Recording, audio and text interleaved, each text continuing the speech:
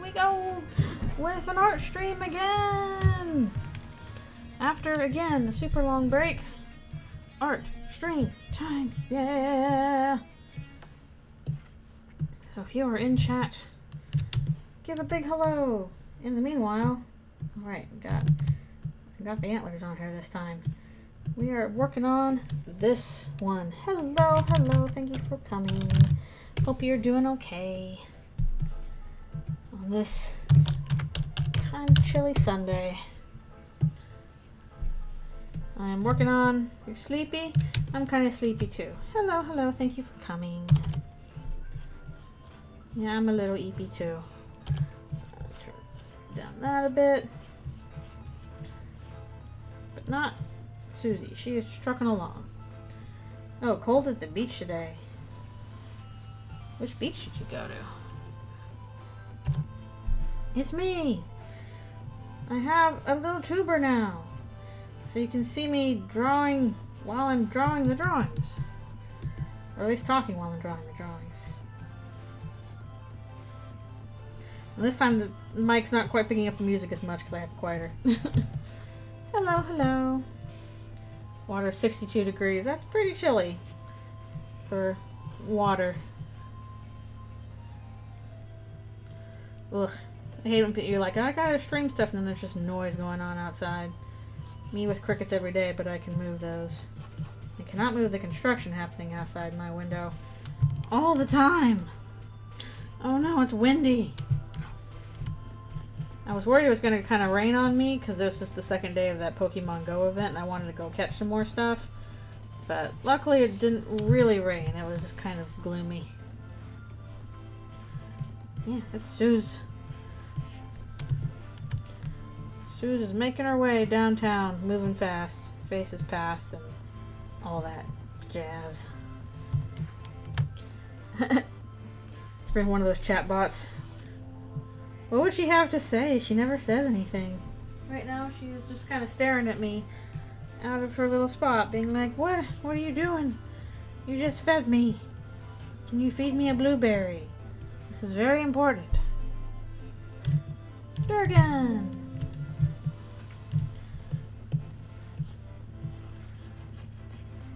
Give crickets. I already gave you crickets. You just had 2 crickets. Covered in calciums. And 2 calcium crickets today. She's like, give more crickets. And also blue bear. Give me those things. Instead of stuffing greens into my face. Because she won't eat them on her own. Which, I know same, but you need to do it, Alfies. Yes, but what about 3rd cricket? We've had 1 cricket, yes. But what about 3rd crickets? Yeah, basically, I used to do this more often, but I've cut down on it a bit per the vet's suggestion, but sometimes you dust them in supplements. And today was calcium supplements, so I kind of tossed them like a martini in powdered calcium, and then I feed them to her so she gets a little extra calcium, because it's very important for lizards to have calcium. Yes, I'm working on the next Eldritchrune comic. Technically, I'm kind of working on 2 at once. I also started the boss battle with Queen, but right now, just today, we're going to work on the shorter one. So I was like, I need a shorter one in between the 2 super duper long ones that I've been doing. So the last one was like, what, 32 pages? And then the Queen one is like 20 pages, but it's also like all action and stuff. It's been kind of an intense posing for it. Maybe I'll show some of it off later because I can show progress on that. But it is a significant amount of work. So I'm like, I need a shorter one in here. So here's a little 8-page one. Up to 9 ads in one channel. Oh, did the ads run? I should be able to see that on my dashboard, and I don't see them. Speaking of, I need to keep an eye on the clock because I don't have my timer on. So I'm just kind of gauging it as I go. Oh, nice! You got a shiny Hisuian Growlithe! That's so cool! I'll give you my shiny luck. I got a shiny Origin Form Dialga and Palkia back to back yesterday. And didn't really get any shinies today. No, I got a shiny Bronzor today. I don't need them. I have like 5 already. I don't know why I have so many shiny Bronzor specifically. But I've just had a lot of good luck with catching shiny Bronzor. So I'm like, okay, here's another one. Like, I think everybody has that one Pokemon and Pokemon Go. It's like, I have a lot of these shinies inexplicably. I haven't gotten them from an event. I just kind of have a lot. I know, I still need to work out channel point redemptions. Yeah. I do. I need to do it. Hello. Thank you for coming to the stream. I got my new Sona as a tuber. It's all good. I was thinking of doing like a kind of redemption thing where like people can request tiny little drawings. I put them all in a big ol' thing together. Still need to set that up though, I guess. And that would only be good for the drawing ones. I'm not sure what I would do for the gaming ones to do redemptions. Oh, nice. Shiny Magikarp. Very cool. I was kind of hoping I would hatch one of the shiny, like, they finally released some region exclusive stuff from Sinnoh that you can hatch from eggs. So I got like a bunch of, I spent monies to get more incubators and hatched, like, you know, finally they had Carnivine and Pachirisu and Chatot, like stuff that is normally kind of region locked. And also they had shiny versions of that, but I haven't hatched any shinies of it yet. Nice. Yeah, I'd have to feel like they'd do custom redeems for each game, and it kind of depends on how long the game is and all that stuff. I still need to have a poll on what game to do after Undertale Yellow. Because I've got like 10 options. Chris like, don't look at me! Oh, hello, thank you for raiding with yourself. Yay, thank you. I super appreciate it. Oh, you don't have to draw it if you don't want to. You can draw whatever you want. It's also like it's supposed to be spooky scary. Or messed up disturbing. Whichever kind of areas it falls into in this particular point. Oh, sorry. Well, maybe someday I'll need mods. I don't know.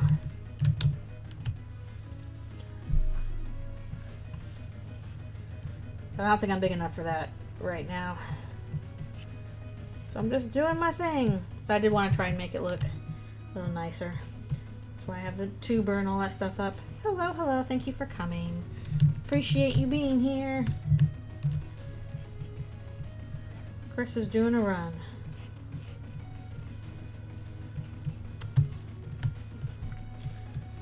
Yeah, the other poses for the next one, the Queen Battle, were just so complicated. I kind of roughed out the poses first, and then I've been kind of doing the actual action part, so it feels like it's taking me a lot longer to do roughs, plus it's again 20 pages.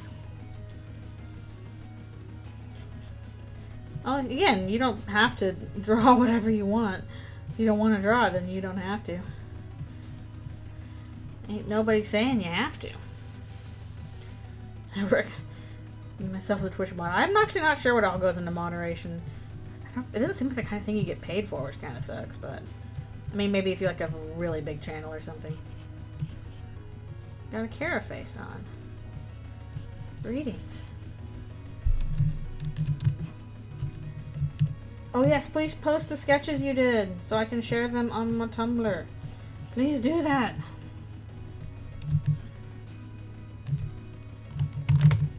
Save a bunch.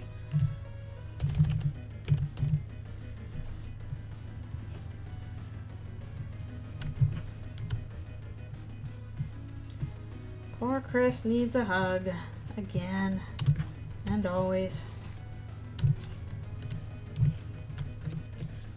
It's one of the ones they have the hood up today.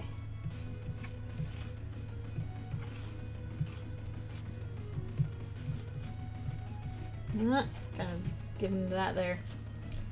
Chris, are they okay? Not really. Not at the moment. This is hazardous territory.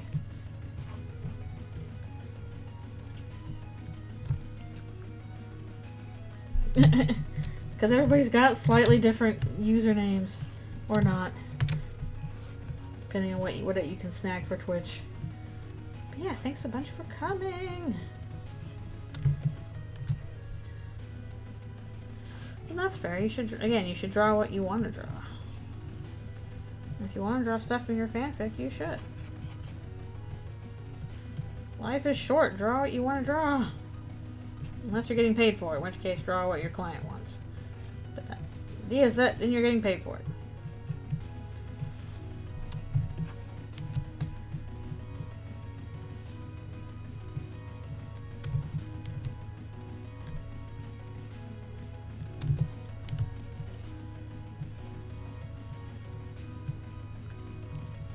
Ugh. Speaking of drawing what client wants, I'm like, okay, I gotta for reals go back to work tomorrow. Hope the next episode is easy enough and have immediate ideas for what I want to do for it and don't get stuck on anything. Yep, homework's, you gotta do that too. It kind of counts as your job, except you don't get paid for it, which is crappy. There's a lot of it. I remember doing lots and lots of art homework. For college. Well, actually, not exactly for college, but for my post-grad stuff. Nope, sorry. Twitch says, no, you've already posted the message. You cannot edit it. Which is kind of annoying, because I've made, like, blatant typos sometimes in Twitch messages, and then there they are for everyone to see. The end. You can't change it. Hello, hello. Thanks a bunch for dropping by. You have to pay to do homework. That is not a thing I would buy then. Why do you have to pay to do homework? Everyone knows football deserves money. Oh, football.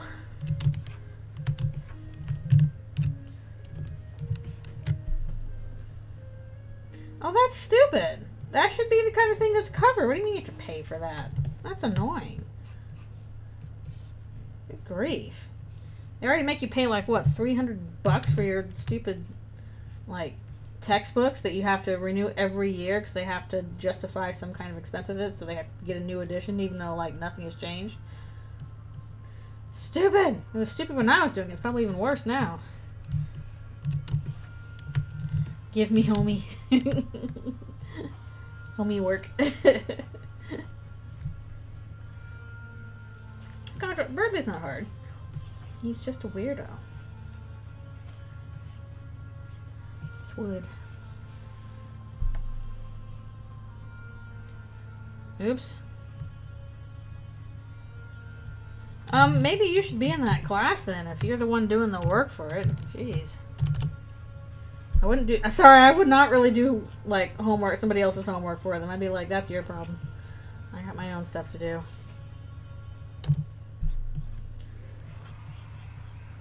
Unless I really super owe them a favor for something else, but I always really hated it in school. People are like, we have to draw something for the class. Can you draw it for me? And I'm like, no. You do it. I'm not going to do your homework for you. Sometimes parents would do that too. Sometimes an adult would be like, can you draw this for me? And I'd be like, In that case, you feel more obligated to do it. It's like, fine, but I don't want to.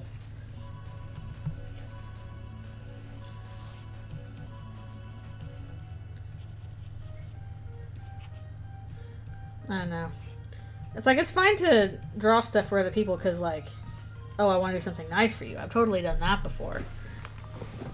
But sometimes it just kind of, especially if it's like a last minute thing, like if an adult is like, oh, I need this for this really quickly, can you do this in the last minute? Then I'm like, It's just really annoying.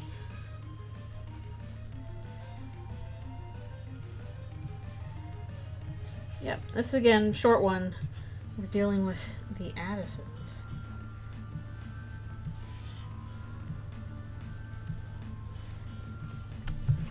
Hopefully it'll be nice and creepy. Nice and spoopy. Maybe not for the reasons you think.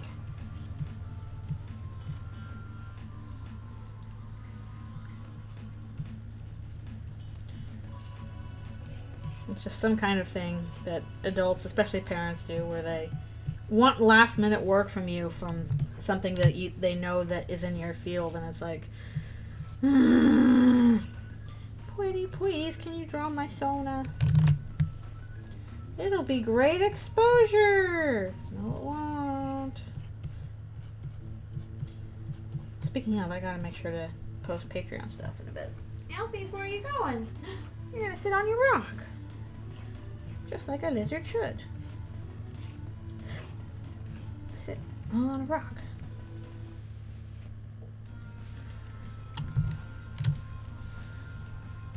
I haven't gotten it too bad in terms of people being like, can you draw something for me for free? Like, thankfully that hasn't popped up as much, or at least it hasn't been like a continuous thing.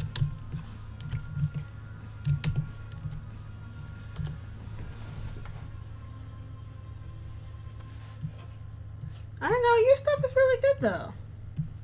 I'd say your stuff is good. You should at least start, like, you know, doing that. And also, like, if you're doing it for practice, draw what you want to draw.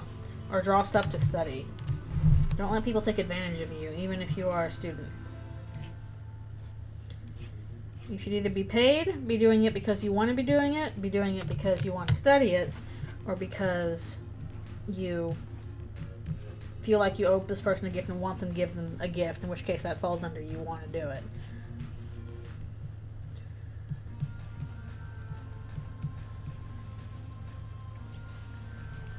Yeah, that one of the sketches on Tumblr, sometimes that does get out of hand a bit.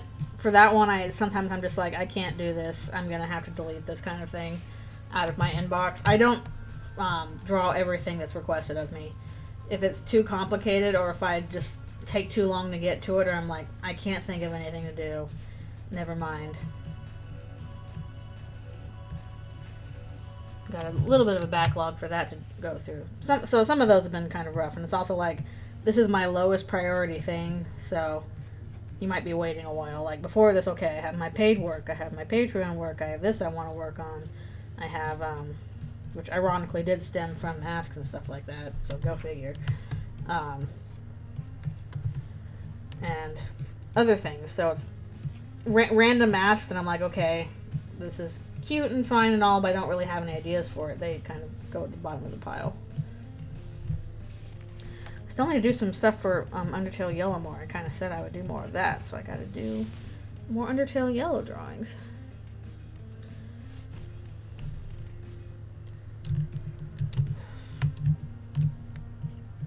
And yeah, if you really want art from an artist, just give us some monies.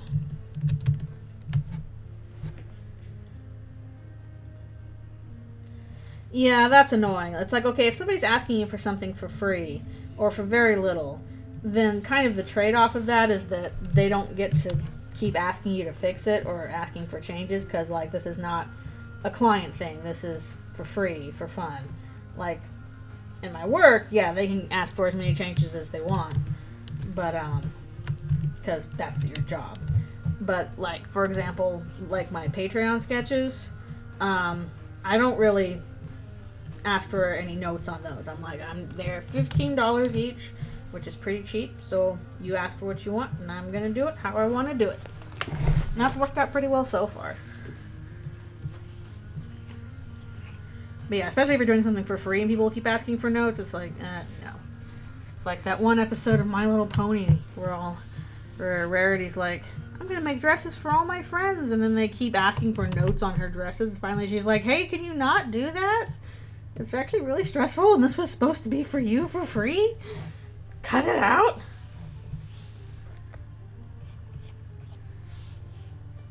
And you tweet AU. Yeah, such a good Rarity song too. And I don't know if I'm gonna open commissions anytime soon, because I have full-time work scheduled until like next year pretty much. And aside from that, you know, I'm working on this and Patreon sketches, so I don't have time to really do commissions, or at least open them up fully.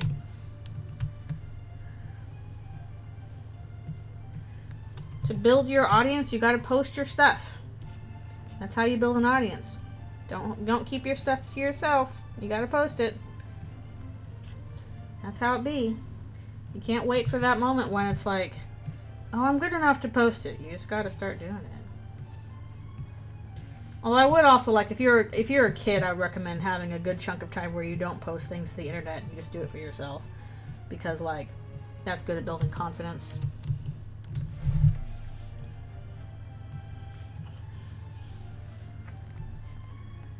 It's been forever since I played Tweewee.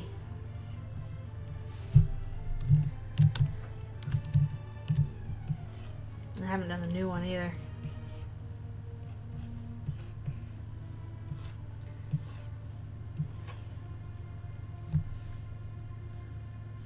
Oh, okay. And I'm sorry, I actually haven't read that many of them. Mostly due to a lack of time. I don't have time to read much. That's why I've started listening to audiobooks. Because I can listen to those while I do work. Yeah, I played the first Tweewee. I haven't played Neo.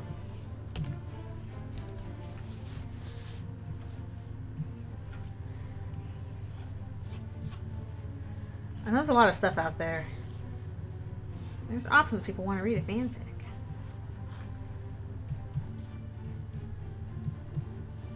Make sure I do the lines on the correct layer. Yeah, you don't really want to ask for commissions if you're not ready for that kind of thing. And also, like, you know, basically if you start asking for commissions, you're basically taking on a business aspect of it. If you're not ready to take on a business aspect for your work, then don't do that.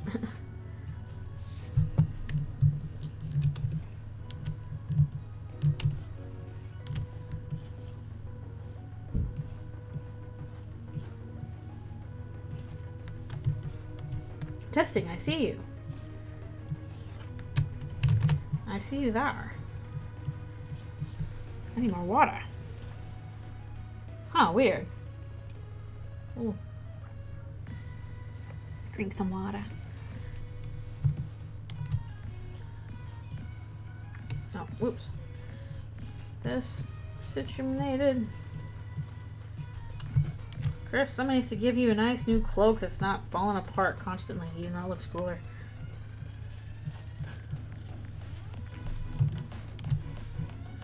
Oh yeah, I tried to learn Game Maker too. And, like, I can see how with enough, like, time put into it, I could probably do stuff with it. Like, I was just following some tutorials, and I'm like, okay, this makes sense. It's just a matter of putting in the time for it, and that was the hard part for me. Also, my problem with it is like, it's the same reason why I'm, like, not really great with, lighting or texturing or any part of animation that involves just, like, you know, simulating something and then testing it. Because if I don't know what went wrong and how to fix it right away, then I'd get super upset. I'm like, this isn't working. Why isn't this working? I don't know. Like, for that kind of stuff, you usually have to try things until it works. Oh, thank you. I'm so glad you liked it. I'm glad you have it as a desktop wallpaper. Goodness. I need a new desktop wallpaper, probably, although I don't know what I would do for it. Oh, I probably need to do, these guys in the back on a separate layer. Yeah, seems like even if you get, like, Game Maker 2, just, you know, test out, very rudimentary games, like a little platformer, or a little, all that stuff.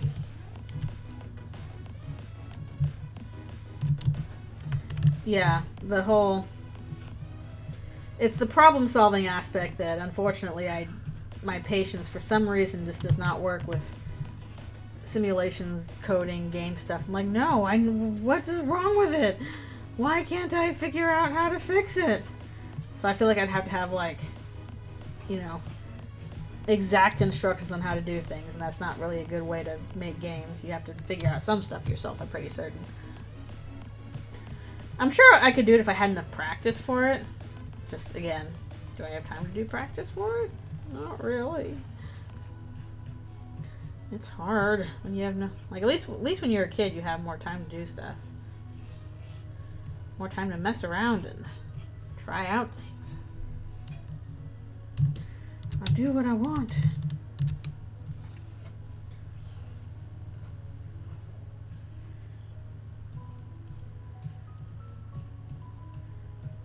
Shake a poor sinner's hand.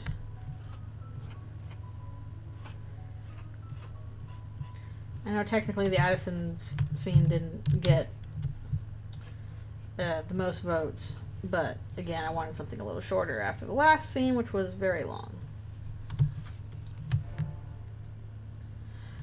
Yeah, it's been a while since I've used it as well. Because I was trying to test using Game Maker when I was like, I want to try and make a game. I'm gonna learn Game Maker. It's gonna be fun, and it was neat. I definitely learned some cool things, but it wasn't enough for me to keep going at it. Lines. We need to make sure we can put some stuff in blur.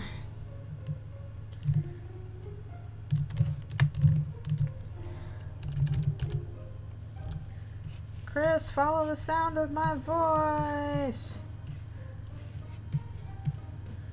Or something. Do all the black on this guy.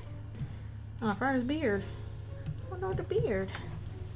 Oh, Alfie's gone. Speaking of beards. I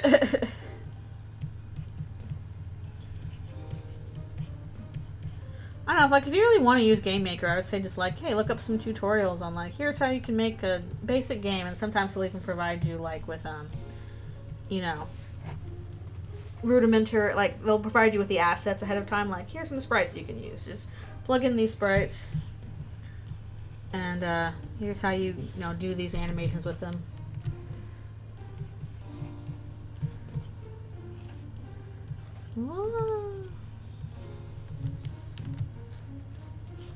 And I'm not kidding. And at least to my understanding, Game Maker is pretty basic in terms of an engine. Just because, again, I can't really do 3D, at least not so much.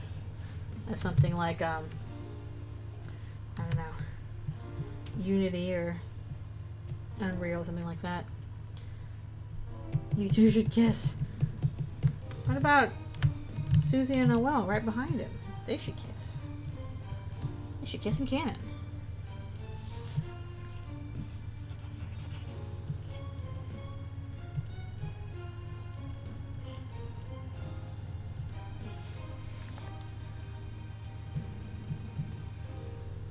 Scratch Jr.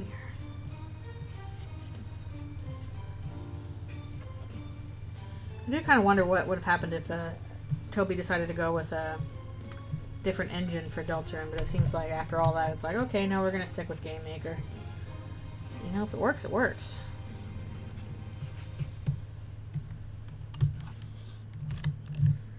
Go back and do our antlers.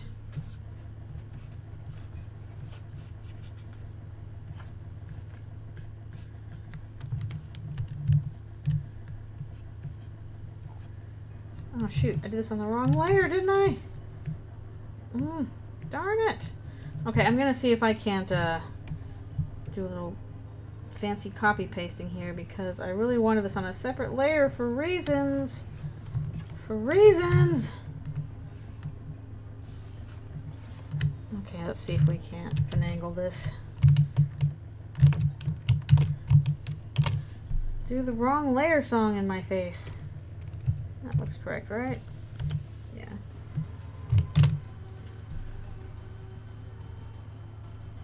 I know that engine tool. Yeah, he was just using Game Maker. You know, it looked really good.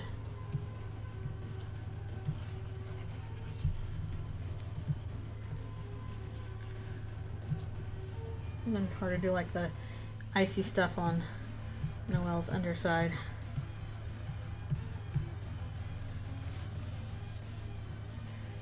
Yes, a kiss. Because I say so. Oh, nice. Nice job. I literally ran out, like after I had finished walking around today for Pokemon Go, and I'm like, oh, I have everything but a Mesprit. And then a Mesprit showed up on my radar. I'm like, okay, fine, I'm gonna go get the Mesprit. Put my pants back on and put my shoes back on, my bad shoes, and trudge outside, and I use my Master Balls on it, because all the other times I tried to catch Uxie and Mesprit, they ran away. And then I realized I forgot to take a picture of it for the thing. Oh well, I have it. So I have everything for Sinnoh, except for, I guess, Manaphy and Fiona. I don't know if they'll do an event with those later. And Arceus. Whenever Arceus is going to show up. Who knows when that'll be. Okay, I think that's everything for that. Yeah, I was so desperate. I'm like, I need Mesprit. That's the last one I need. And just threw the Master Ball at it. And I'm also up to stretch right now. And then I was like, oh wait, I'm supposed to take a picture of it. Oh. So, unless one shows up around my house, oh well. At least I got it. I ended up using my Master Balls on Uxie and Mesprit, so I'm like, okay, all the times I've tried to do it, they run away, like, immediately. And when am I going to get the chance to do those again? Like, Azelf, you know, that was the native one to my area. So I already had a bunch of that. Those were the two I was missing. And I figure next season they'll probably get another Master Ball stuff for that too, so that'll be for whatever I want to make sure I catch.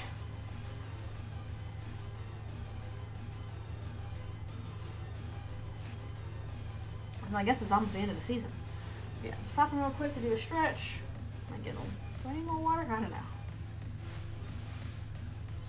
Oh, Alpha Sapphire with Deoxys. I remember when I used them like in game, except for, you know, usually for the box legendaries, it's like, you gotta make sure you get your box legendaries, but I try and use other stuff before then if I can, because you only get a few of them. They only just recently introduced Master Balls to Pokemon Go, and you have to go through a bunch of hoops just to get one, and I only had two on hand, so I used them both, because I'm like, okay, like, the lake legendaries like Mesprit and Uxie and all that stuff are region locked, and that you can only find them in certain parts of the world. I don't remember where, but like Azelf, okay, that's around North America apparently, but this is the only time that I've seen them not region locked. They were showing up in the wild everywhere, so I wanted to make sure I could get them while I could, because otherwise like, oh, you can't get this unless you travel to Asia at some point in your life when that event's going on. Oh, yeah, that makes sense. That's a lot of battles and cutscenes in a row. Alright, be right back for one more stretch.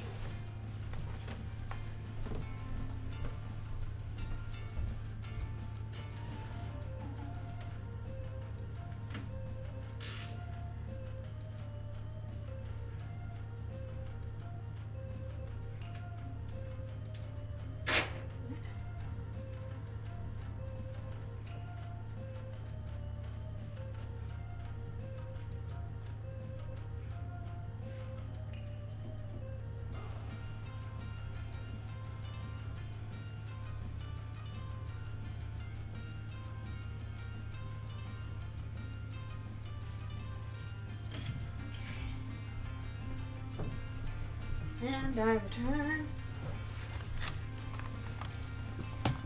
Ooh. Ooh.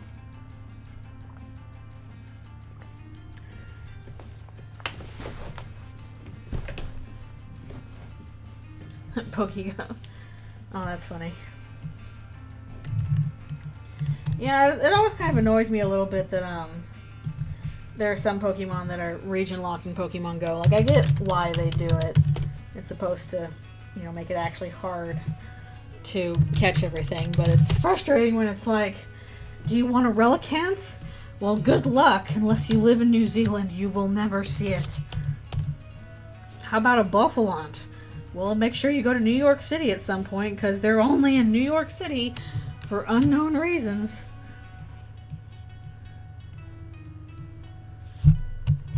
No Tropius for me.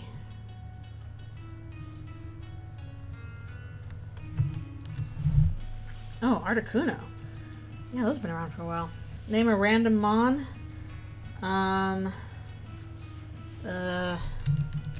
Yeah, Tropius is region locked. It's only in tropical climates unless there's like an event going on. It sucks. Hawlucha. I'm gonna name Hawlucha because I'm mad that Hawlucha is also region locked. Hawlucha is only in Mexico.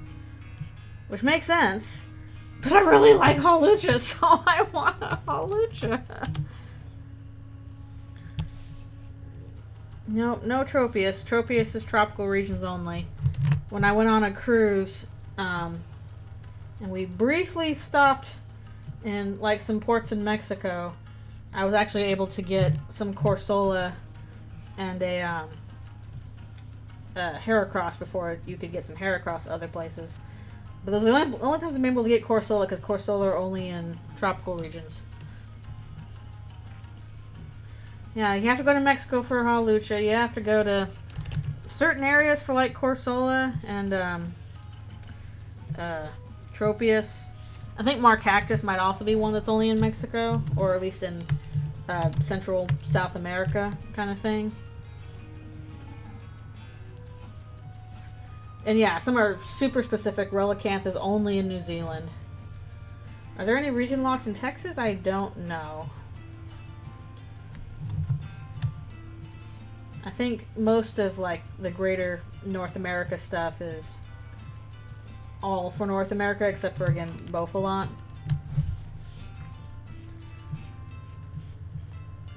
Like generally, what's in the United States is also in Canada, kind of stuff.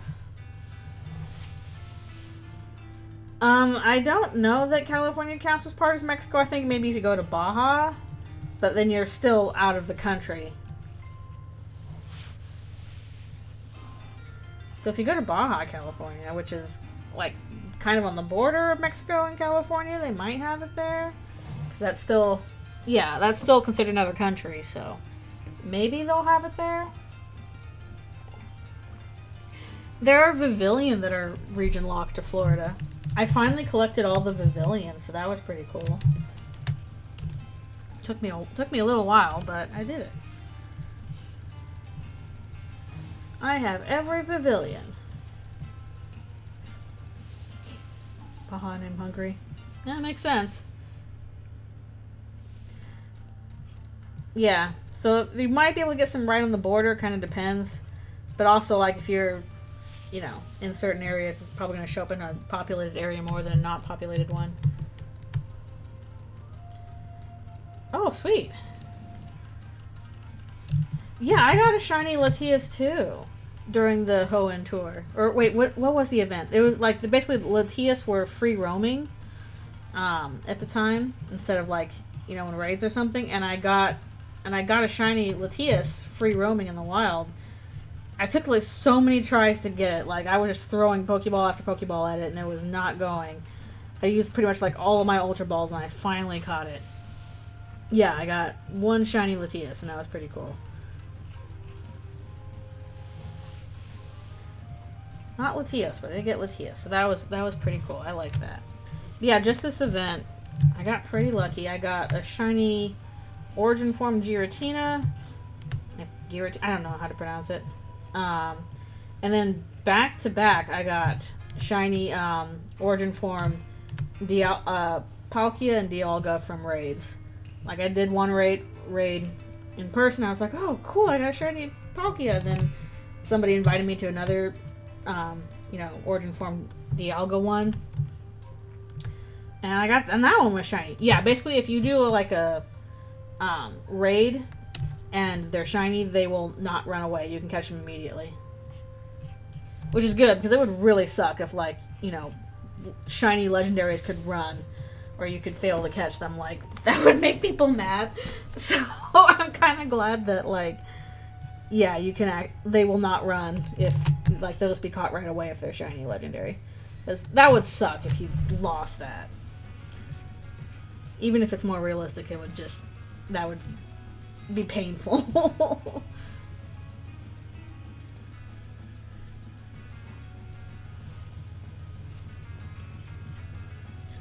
Well, I think, like, at least, yeah, if they're free roaming in the wild and they're shiny, they won't run away. But if they're from a raid and they're shiny, you can catch them on the first throw. They're just like, never mind, here you go. Which, good. And that would super suck if we ran out for that. Yeah, I'm glad I got some shinies. I think I also got like a shiny Chimchar, which is fine. I need probably another one of those. And again, a shiny Bronzor, but I don't really need a shiny Bronzor. Oh, hello, thank you for coming. Yes, and now I have a new tuber. It talks when I talk, but also probably when the music plays. Because it's picking up whatever the mic is picking up. Just wanted to make things look a little cooler. Ah, where's my line going? As always, thank you for coming. Also, you know what I need to do? I should probably turn on noises for, like, follow and stuff like that, because I realize I'm missing people following. So I need to turn on noises for that. Shouldn't be hard. I know I just have to go and do that. That way I'll hear the noise and be like, oh, the noise. The person has followed me, thank you. At first I was like, oh, the noises will be distracting. I don't want to do that, but no, I should turn on the noises.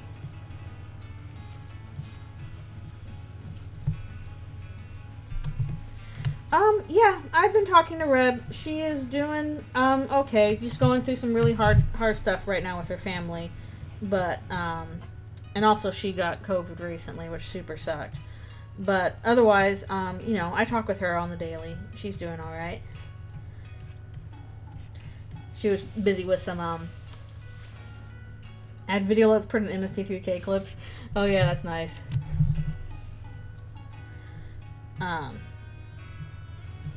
But yeah, I'm keeping in touch with her. Stuff's a little hard right now. Which, goodness gracious, it often is.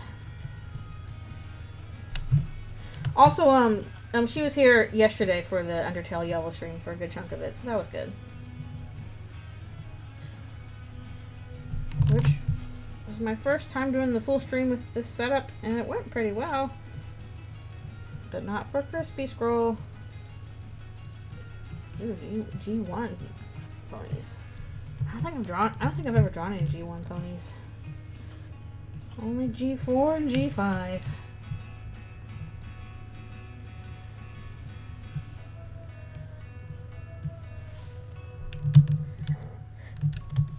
Yeah, I'm not sure what MST3K clips I would use for that.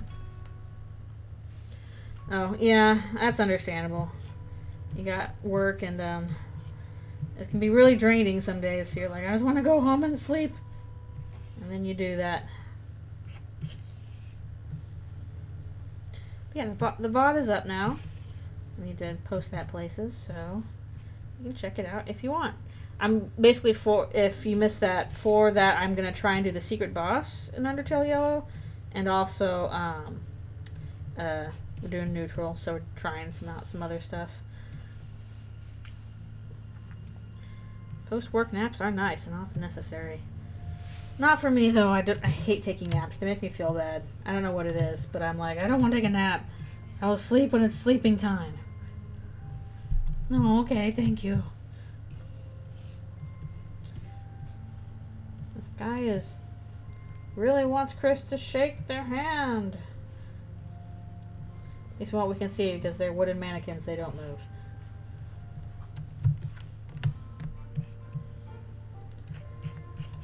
Hopefully we'll get this by just from the dialogue. Yeah, I don't know what it is. Like, you know, I've taken naps plenty, but I don't like taking them. Whenever I take them and I wake up, I feel worse. Like, I feel kind of disoriented. I'm like, oh, I'm tired.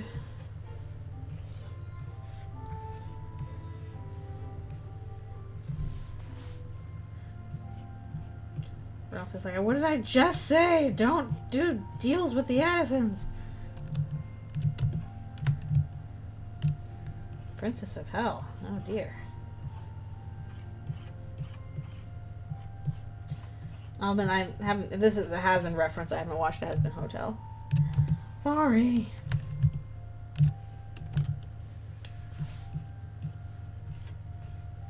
I watched the pilot a long time ago, and I'm like, okay, this is cool, but it's not really my thing, so I didn't really pursue it further. Holy cow. That is a lot of RAM, and also, gosh dang it, Photoshop. Why do you do that? Alright, thanks a bunch for coming to the stream. Hope the rest of your day goes well. I gotta make dinner tonight. Which, bleh. Some people enjoy cooking. I don't particularly, but if I cook stuff on the weekend and then I have leftovers for 4 more days, that frees me from cooking and also from doing a lot of takeout. That was pretty much what we did when I was recovering from surgery. Like, we just ordered takeout all the time, which was nice, but it's a bit of a bill on my credit card by the time we were done. We always kept doing it through, like, the delivery service that I typically use, which already has my credit card attached to it, so it's just easier to do it that way. Yeah, that's fine. There will always be an audience for stuff like that. Again, I appreciate the fact that it exists. There's a lot of other good indie animation out there that I really should check out when I have some time. Like, obviously I'm excited for more Digital Circus, but something like Monkey Wrench looked interesting. And there's just a bunch of other stuff. There's people working hard. Oh, that's a big resolution. Yeah, that might indeed use all of your RAMs. Every RAM you've got in the box. The YouTube people can see now. Bum, bum, bum.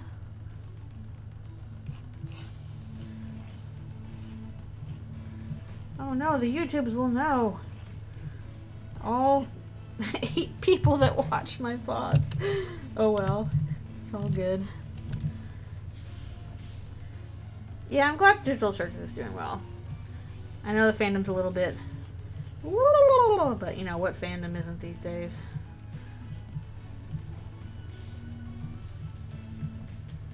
Let's just be people.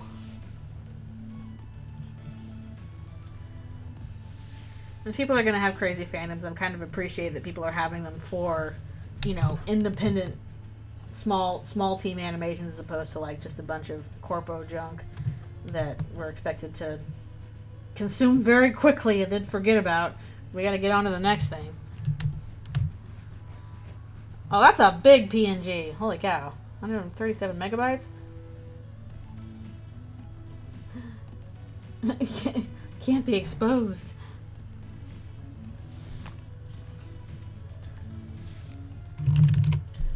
Yeah, Digital Circus was fun. I appreciated the Stanley Parable vibes of that one part. It's because I appreciate all things Stanley Parable. You're working with some very big files there if you're getting hundreds of megs PNGs. Those are hefty boys. Large ladies.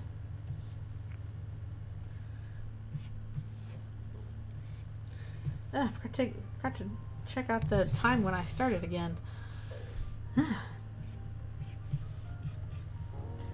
I'll work it out.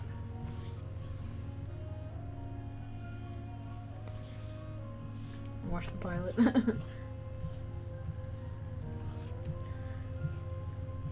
It's very like Stanley Parable. Then again, like when I used to play Animal Crossing, I got Raymond on my island just randomly. I didn't even try and get him. I was like, oh, sweet, Raymond. I can invite him to my island. And I got him on my island and then went to his house. And I went inside his house. I'm like, Raymond, why do you live in the Stanley Parable? Why is your house an office? Ugh.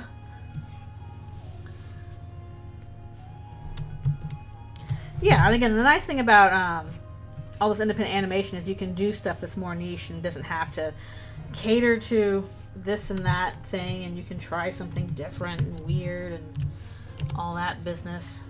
It's very nice. Whereas, for as nice as it is in corporate world to have money and resources, that often means that you want or what you end up doing is stuff that is extremely safe and not risky at all, and kind of blends into one another. Jax is fun. Chris got hypnotized by the guy.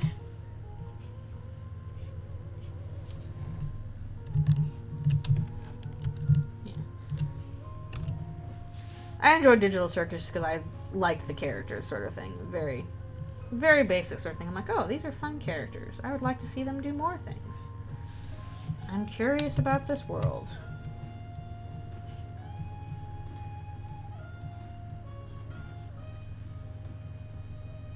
I'm sure there's lots of other really good series I should check out. And of course, I'll check out Lackadaisy. I got a copy of the first book of the webcomic a long time ago.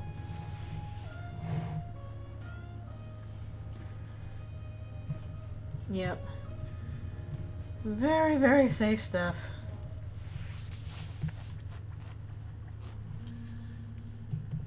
I don't know. I feel like Tumblr Sexy Men actually in general have been indie. Oh, nice. Origin Dialga. Sweet. Like, even original Tumblr Sexy Men, except, like, you know, probably the One Slayer is an exception. But a lot of the Tumblr Sexy Men, like, you know, the Clock from Don't Hug Me, I'm Scared. Of course, Sans Undertale. I guess Bill Cipher is also slightly less indie.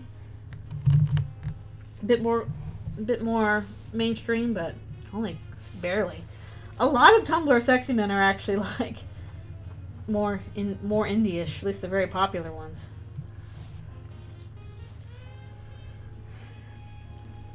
And it kind of depends. A lot of 80s and 90s cartoons are also pretty, you know, pat and there to sell toys.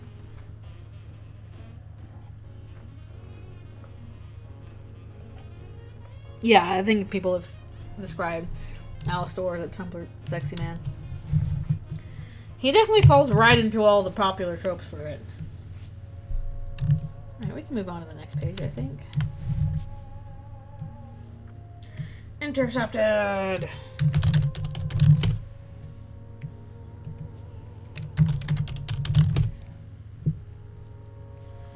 Anyways. I'm sure the phenomenon of the Tumblr Sexy Men has been studied many a time. I'm kind of fascinated how, like, for the most part, not like entirely escaped it, but for a lot of it, even though Sans is considered a Tumblr Sexy Man, he avoided most of the, you know, skinny top hat kind of stuff that a lot of Tumblr Sexy Men have, so at least they kept him chubby a lot of the time.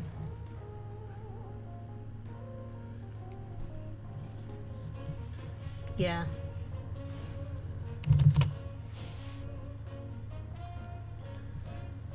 I can see Arrow Ace Sans. I can see it. That would work for me.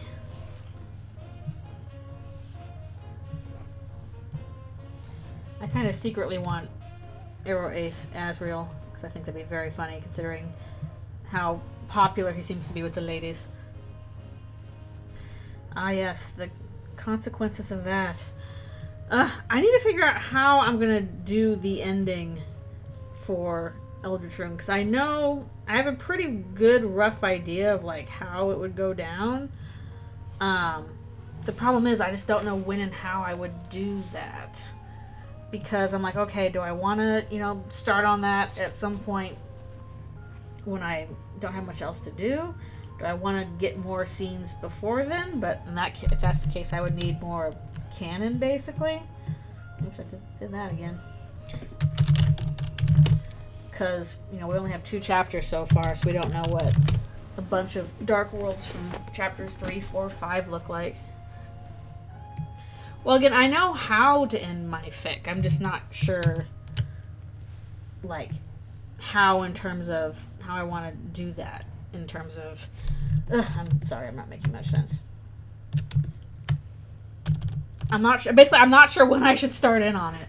Because I'm like, you know, I'm drawing this stuff out of order anyway. how much canon do I want to wait for? Oh, sheesh, I did the wrong layer again. Scream!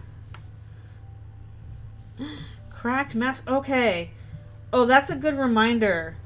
I should really submit Cracked Mask lore to my work for an animated short. Like, basically, my studio now is doing, so they just opened submissions for animated shorts you can direct, just kind of like as a training program for, you know, larger projects and stuff like that. And I was like, oh, you know what? Maybe I could submit that, because, you know, there's no dialogue for it, because it's all the you know, it's those guys. It's the space side. They don't really speak unless you can speak with them. You know, it's one location. Should be pretty easy characters to rig. You know, I hope maybe I can get it down to like a minute. I think the submission guidelines, it has to be like a minute or less. I don't know if I can, but if I can, that'd be cool. So I'm like, I should submit for that. But I gotta look that up again. No promises on that, because that, I'm sure there's, you know, it's a studio full of super talented people. I'm sure there's going to be some stuff in there that people will have lots of really good ideas for good shorts. But, you know, it wouldn't hurt to try. Well, all you can do is the ending that you have planned, and that's what I did with Paper Trail, for better or worse. There's probably some things I would change about it now, but also some things I would not. I'm not gonna kill all my co-workers, good grief. They're cool people.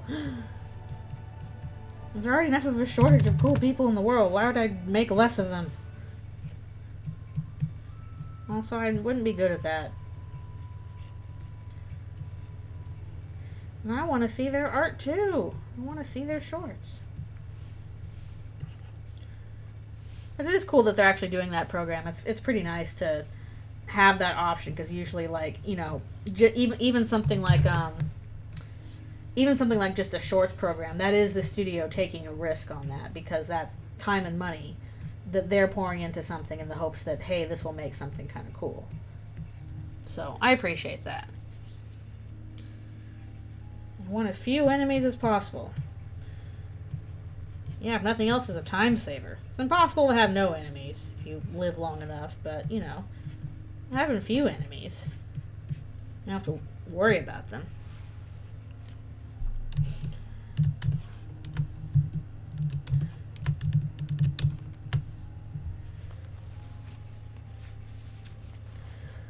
That's so many dark worlds. But it's kind of nice how, like, you can kind of pick a spot in Hometown and be like, oh, what would a dark world here look like? And then you can kind of just run with it. Tell me, what dark... So we know that, you know, we're gonna get the TV world for the dark world in Chapter 3. Tell me what your, predictions are for a dark world in Chapter 4. I think it's gonna be the flower shop in this case, but tell me your thoughts. Oh, cool. I'm glad that they got them to read Skybox. Church or the flower shop? Cool. Yeah, I think church is probably going to be a popular... Well, I guess it depends on when is church for them again. Because apparently it's not on Sunday. Oh, his hat's kind of weird in this one. Oh, well. They had something where they were sneaking, but I think that was from Chapter 3. At least that was the implication. Maybe it's Chapter 4? I don't know. I don't think the Sadie Hawkman's dance is happening. I think that's the carnival is happening. The big fair is actually my guess for like a Chapter 6 thing.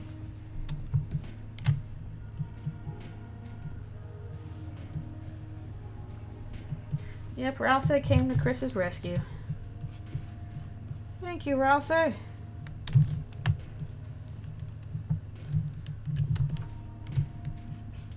Yeah, actually, what was the sneaking thing from Chapter 3, or was it Chapter 4? I thought it was Chapter 3. But yeah, I can see the festival as being like, oh crap, here's a lot of stuff going down. Although I do kind of wonder how that would work, because if everybody is at the festival, like, is everybody getting thrown in the dark world, or how's that going to work? Yeah, that would make for a very large dark world, which is why it's kind of thing of like, okay, this is a chapter 6 or 7 thing going on.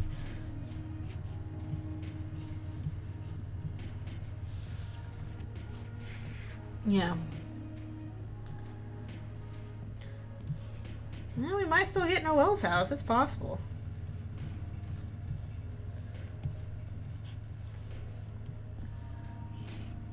It is certainly possible. I might need to stop for another break here real quick.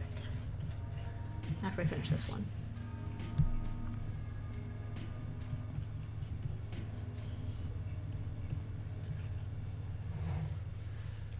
Yep. I'm pretty sure we'll see Noelle in another Dark World in the future. Honestly, like, one thing that kind of worries me about future stuff with, I'm gonna sneeze, shoot. Yummy. One thing that, kind of worries me about future relationship stuff with Susie and Noelle, more than anything else, is the fact that Susie didn't tell her the truth about the Dark World being real. Like, I feel like that's really going to come back to bite her in the butt. Like, that's an actual worry for me. Alright, they wanted a stealth section. That's correct. Some Metal Gear Solid stuff going on. Yes, they're made out of wood. They are like wooden mannequins. They don't move, as you can see, it's been in this pose the whole time. They can speak and throw their voices quite a bit, but they cannot actually move. They're kind of like trees. Okay, I think now is the time for me to do another stretch. Kind of debating if I should get a muffin or wait for the muffins. I don't know. Yeah, they're wooden mannequins. Forest Lake, library, town hall, flower shop. Oh yeah, Gaster's lab ruins. One in the lake would be cool to be real. It'd be like the whole underwater adventure thing. Under the sea, which is under the lake. Oh, okay, I'll check that out in a little bit. That's the other thing I need to do is I need to set up bot commands so people can check out the Discord server. And did my phone move at me? Yes, it did. Gaster's lab. Yay! Got Palkia 2.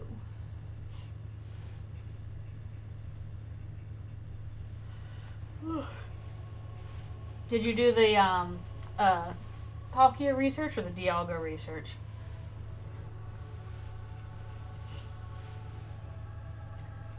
Oh, that's cool. What is below the surface of the lake? Dialga research. Cool. I did the Palkia research. I'm not sure there's that much of a difference between them, but oh well. I think it's just whatever you want more candy for.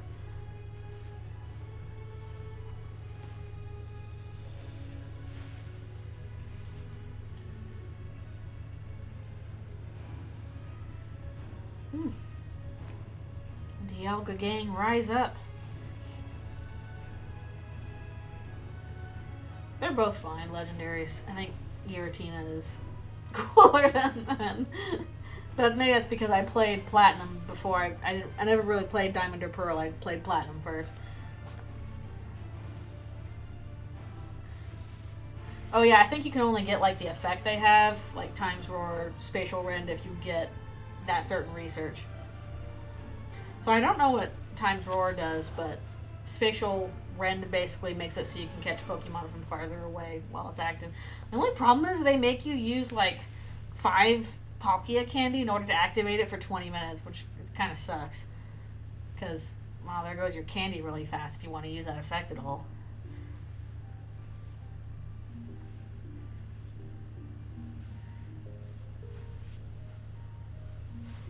Yeah, Giratina is cool. Ugh. So I'm not sure what the Time Roar one would do. Maybe that's so you can catch Pokemon from different times of day. That's my guess. Alright, be right back for one more stretch and voila. Ugh.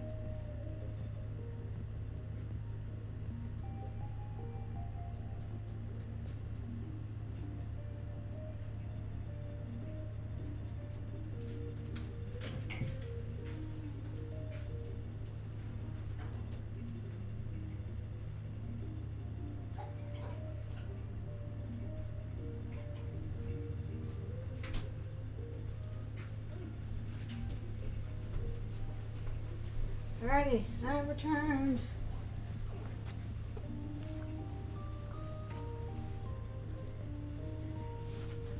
Oh, interesting. That's actually useful. The time freezes countdowns for stuff like lucky eggs. Oh, that would actually be really nice. Oh, like special rend is okay, but like the time-based thing for stuff like lucky eggs is kind of cool. Also for Mega Evolutions. Oh, yeah. That's actually useful.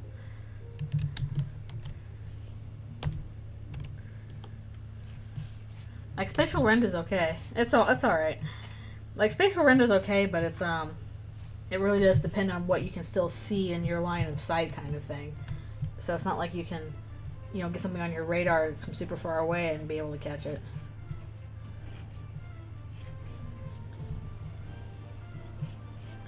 Yeah, I just wish it wasn't like, you have to use 5 candy in order to use this ability, because I'm like, that's a lot for legendaries!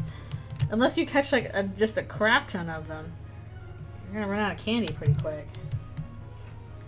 So I hope you didn't want to like use your candy to, you know, buff it up.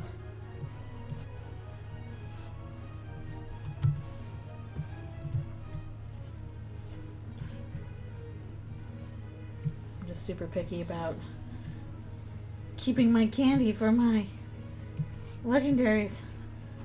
So I usually don't catch a whole ton at once. I really should join some kind of like local group for catching stuff.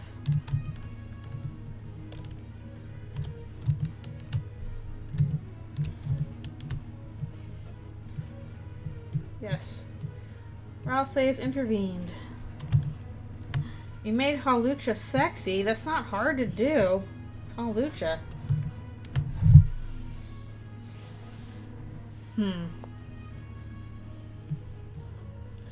Different type of world.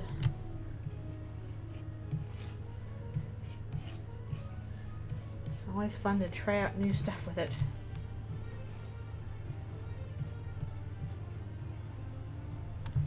Oh, yeah, I messed that up a little bit.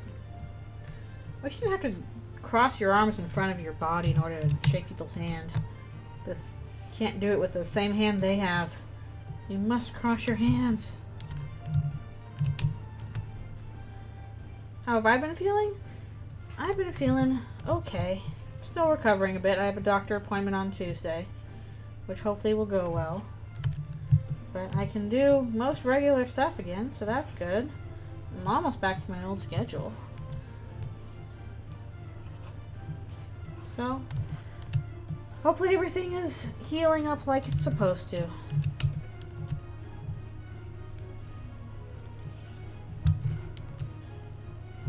Yeah.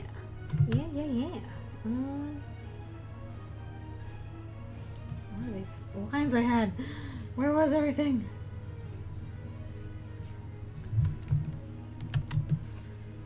No. It's okay. Like, life does get in the way. Especially when you're in school, stuff's a little bit more, You've got a lot on your plate.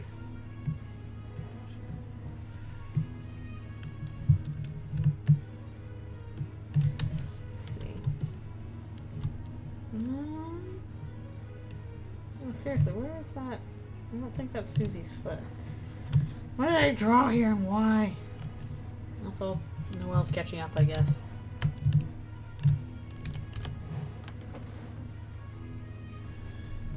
What did I do?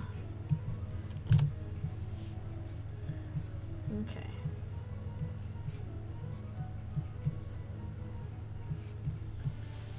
I could have sworn I listened to this song like a whole ton on repeat when I was drawing some scenes from the My Little Pony movie. It was like a big action scene I was trying to nail down. So I'm like, I need a bunch of spirit justice.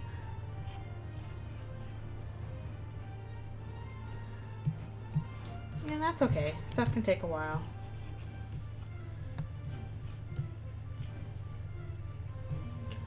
Life is annoying like that. That's a lot of chapters.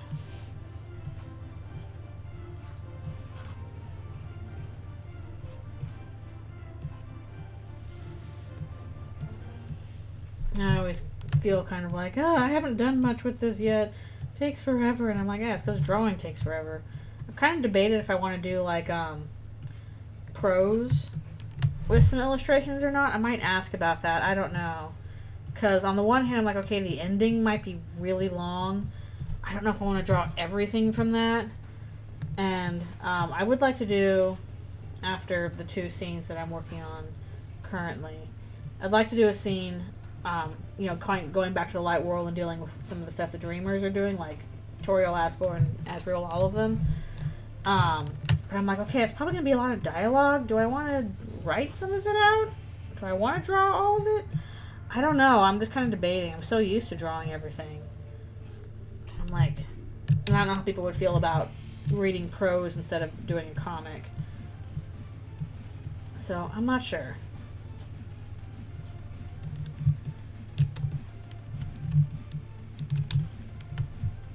Maybe I can ask, but I don't know.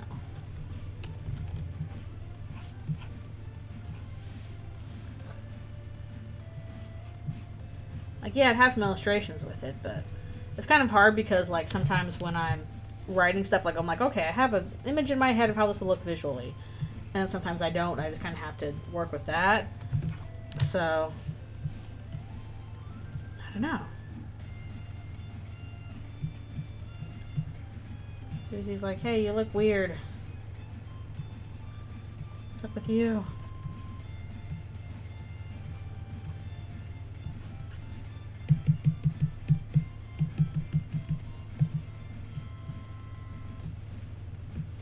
What page are we on? 5? Okay, that's pretty good progress. A little concerned. She's kind of like, what was that about kind of stuff.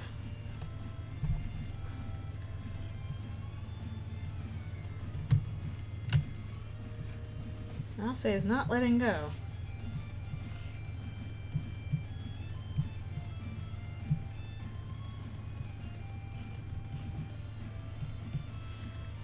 Surprisingly difficult to, like, pick handshakes, I guess? I don't know.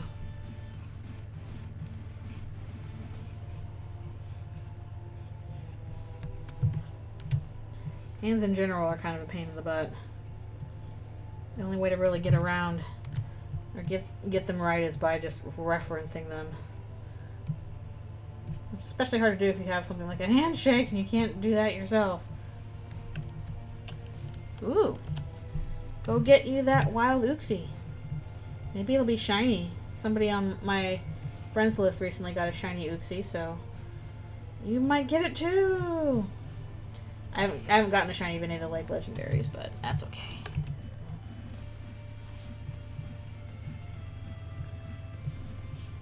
He's gripping kind of tight. A little bit of a tight grip there.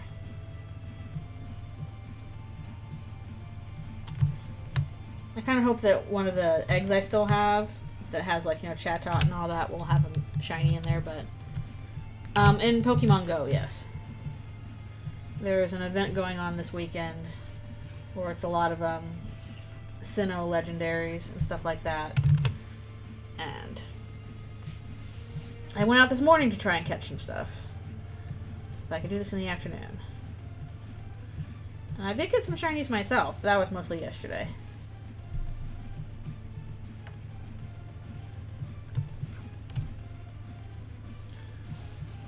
But one thing they do have is they have all the lake legendaries, like Uxie and Mesprit and all that kind of stuff, free roaming, when usually that stuff's region locked. So the one chance to get them.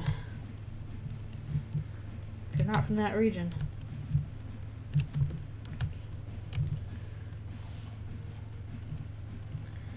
Fun moments where we get to see Rousey being scary.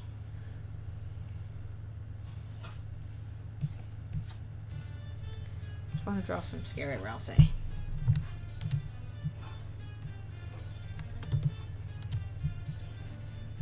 Man, I caught so much stuff today that like I was pretty much out of Pokeballs by the time I got back. So I'm like, okay, I have to send people a ton of gifts and open a ton so they can give me some more Pokeballs. Too many.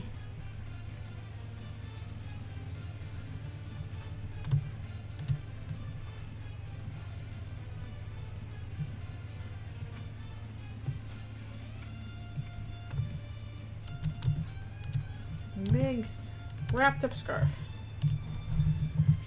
Yeah, that's one thing I do not like is like how much of a loot box basically incubators are. Because it's like, oh, I want to get this cool thing from the egg. Well, you have a 1 in whatever chance to get it. Now you only have one incubator unless you either get some from events or buy more. So that is pretty frustrating. Long mowers. What percentage of my music playlist is Megalovania? I don't know. I didn't try and get every Megalovania there is out there because there's a lot of Megalovania out there.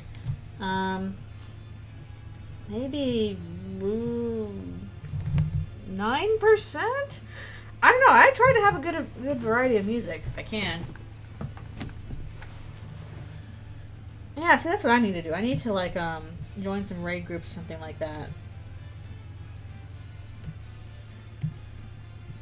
So I know a lot of people around here locally that play. I've seen them out, so I just gotta actually look them up and be like, hi. Yeah, they're made out of wood.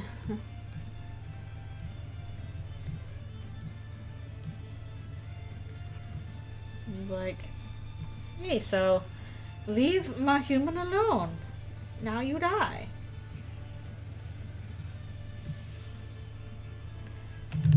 Yeah, I'm sure there's some kind of, like, Discord or something. I just gotta look it up. Average wizard. Fireball.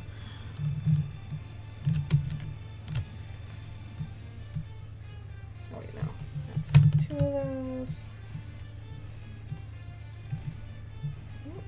How many of those did I put on? Whoops. That too many. Do not get on Eldritchrune bad side. You will regret it. It will come back to get you.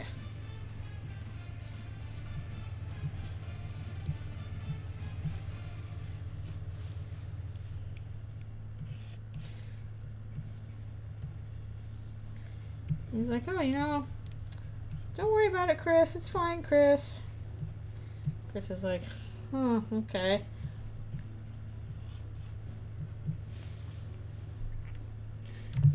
Beware the nice guy. That's happens in real life too. Like I definitely I have some family members who are very nice people who do not want to engage in conflict at all. So when they get mad, it is like extra terrifying because it's like, oh no, you have pissed off the nice person, the person that does not want to engage in conflict, and that's like genuinely scary. Basically, if you read the opening thing, the story setup, that has the plot.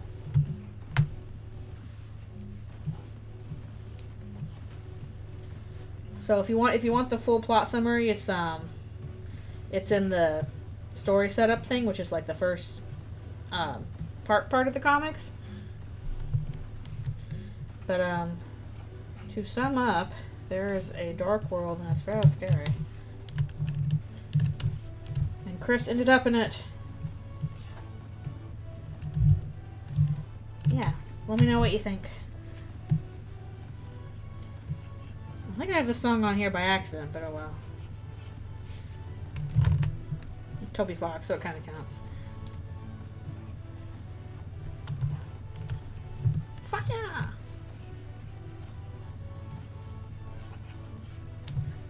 One cool thing about fire is like how everybody kind of draws it differently, so you can like see different ways people tackle fire.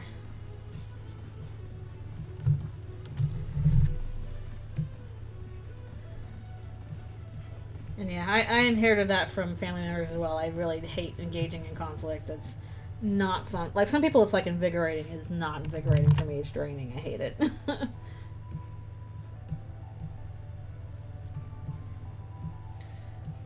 So if I get engaged in that, then stuff's really gone off the rails.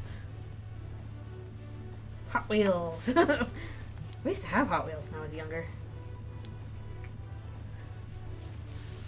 Yeah, I've got so many, I should really start some new fan comics and start checking in on those.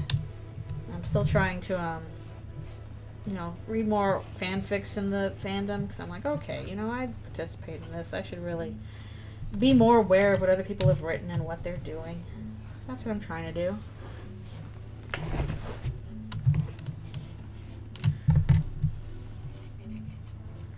A little bit of a hint of hats off Ralse here.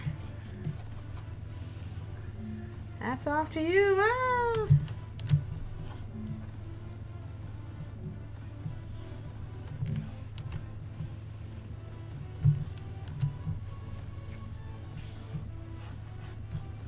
Gotta make sure I'm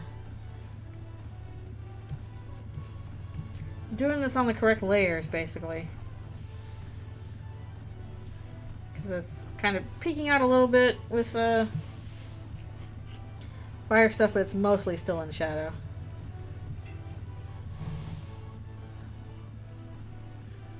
Oh, Hot Wheels. We had also, what we had growing up was micro machines, or at least my brothers had micro machines. You're not the only one, apparently. I've heard people really like this version of Ralse, which, hey, that's cool. Fluffy, but also terrifying.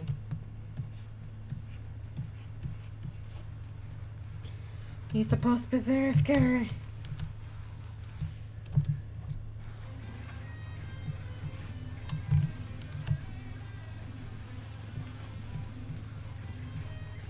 Fluffy, but secretly dangerous? So I have to do some funky stuff with the shading on this panel.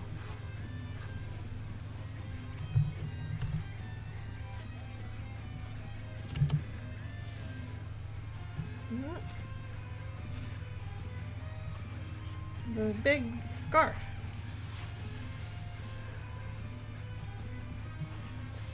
There we go. That. Yeah, hopefully that'll make sense once I fill in all the lines and stuff like that. Hopefully I got all the correct ones. If I have special lines on a separate layer. Yeah.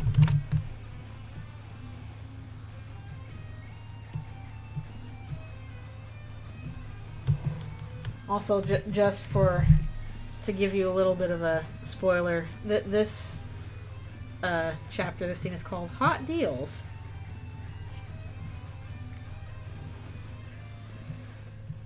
But maybe hot for the wrong reasons. Hey guys, thanks for watching my video. I hope you enjoyed this quick fun little cover for my new tale. I bought the used for the ad and I love it. Get some of that. Recommendation on Twitter to some Charcoal falling off. well myself I just have to do this. While Hot deals. Checked out Undertale yet, you definitely should. It's opportunity to discover, fast and This isn't Noel. over as the next video that I'm gonna upload. It's gonna be a bit It's special as the I'm Addisons. doing 1 million views on YouTube, which is an insane milestone for me. And I'll be working on something special for that. And it's really cool. Bad time to be made of wood. So this is just to tell you guys over and look forward to the next one. And as always, like, comment, subscribe, Okay, that sounds good. all that stuff. Wait, did I do this on the... Ah, it's all the special layers. I didn't do that. Ah. Maybe I can work around it. Oh, fine.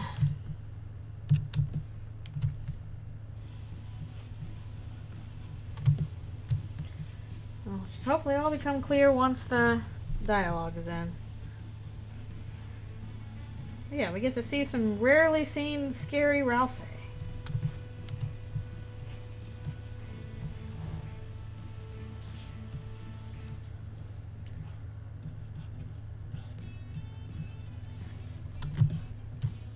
Well, this guy's not in good shape. He's in fact very bad shape. I already forgot to put the things in the wrong layer, so good job me. Let's see if I can fix that this time. Yeah, that's a good question. I don't know if we'll see Angry Rousey in game or not.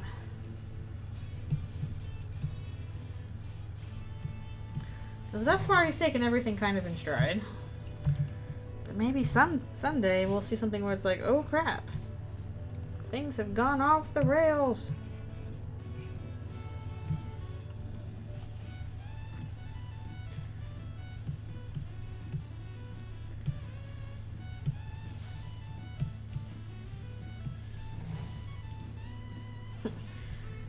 Beware the nice ones. It's terrifying when they snap. Ooh, boba. That is a good reason to walk a mile. Although I definitely appreciate that I can literally walk around the corner and from my house and there's boba. I have to resist not going there all the time. When my mom was staying with me, she pretty much got boba every single day. Because she's like, I really like this. I won't get it at home. So I'm like, that's fair. It is super nice to have it right there. Much nicer than being burned to death by a big demon.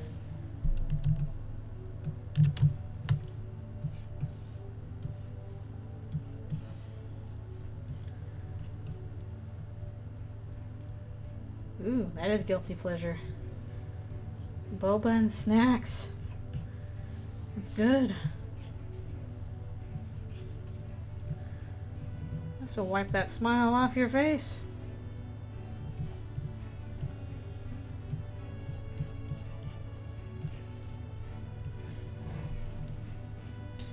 Yeah, a mile's fine. I usually walk that in the mornings. Or approximately that. I've been doing a little bit less than that because I'm still recovering, but when I get back to my usual walking, it'll probably be a mile in the morning. Mile in the morning. It's like the cookies I got recently. I ordered some cookies from my grocery order thing, and I was like, okay, I'll try these cookies. And they were just huge. And I'm like, wait, why are they this big? There's like 3 and they're the size of dinner plates? Okay. Ooh, donuts. That is one thing I miss from work. I miss donuts. The coffee shop that's closest to my house doesn't really sell donuts. They have like croissants and stuff like that and muffins. They don't do donuts. I'd have to go further for donuts. I'd have to walk down. It's a little ways before the nearest Tim Hortons.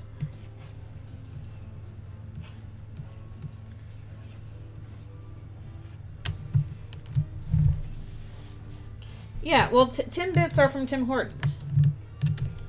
They call them Timbits because they're from Tim Hortons. They're basically donut holes, but because, you know, the branding. They call them Timbits.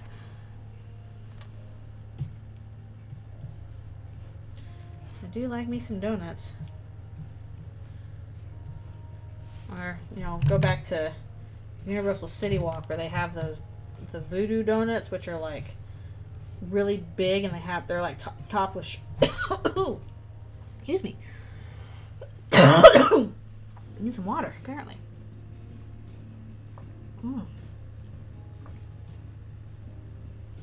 Need water. They have like these big, really huge donuts, and they're like topped with sugar cereal. You can get a donut topped with like Fruit Loops and stuff. That's pretty good. I've only had it once though. Sugar breakfast. The best breakfast.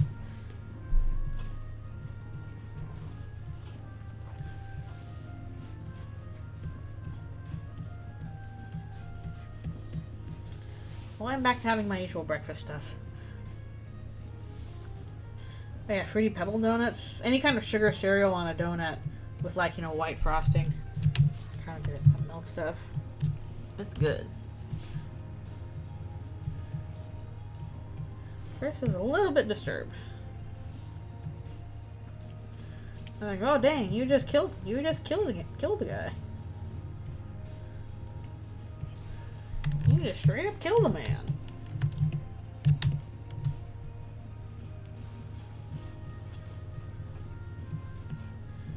Oh, laundry.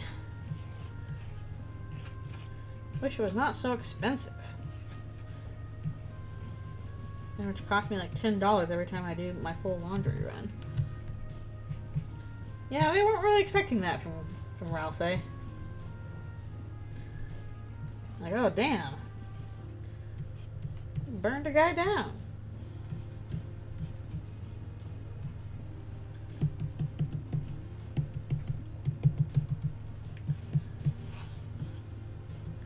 If you guys stick around to the end of the stream, I might show some pages, some rough pages from the Queen boss battle too, because that is a trip and a half right now.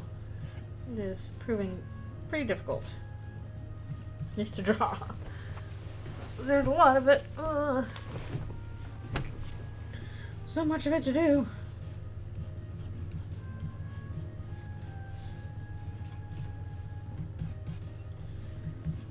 20 pages.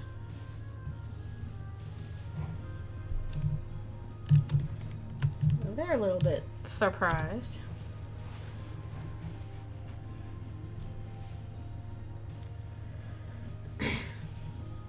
I'd be down for that. I'd be down for Arrow Ace Azrael.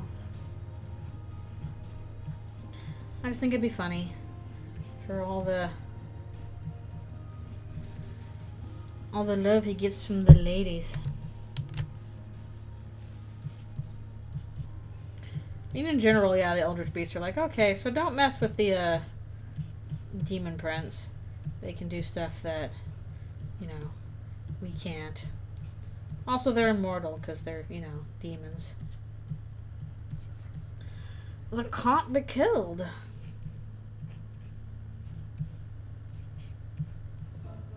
You can banish them places, though. Or contain them.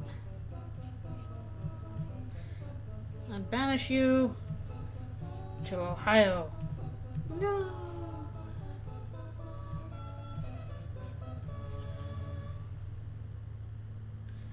No. And Death's trying to... I'm saying a lot of the kids are queer in that case, because then you've also got, you know, Noelle and Susie and Chris all fit that dynamic too, in their own various ways.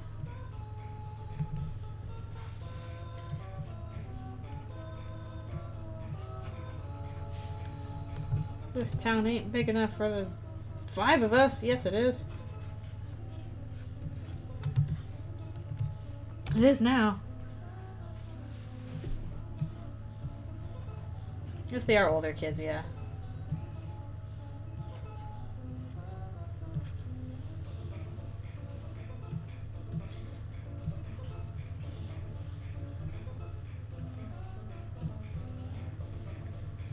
Yay.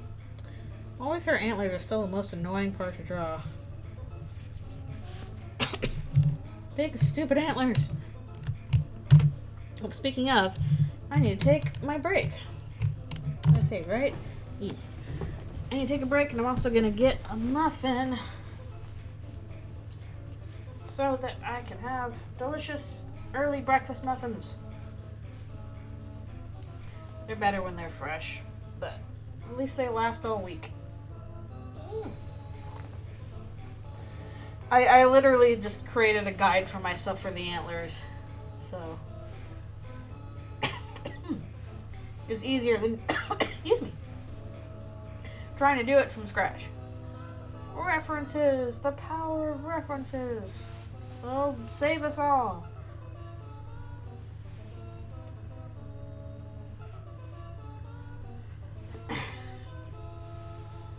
Kind of one of those inevitable things with a more complicated character design. Yes. Oh boy. Now you get to draw that character design over and over. And it's all your fault. Dun dun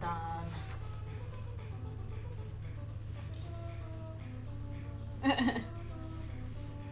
No, the thing I established with their antlers, at least in Asks, was that they, break off from time to time because they're made of ice, but they grow back fairly quickly. Maybe sometime I can have her with like broken antlers, and it's like, oh, I'm gonna wait for those to grow back. They don't come off all at once like a rack of antlers usually does.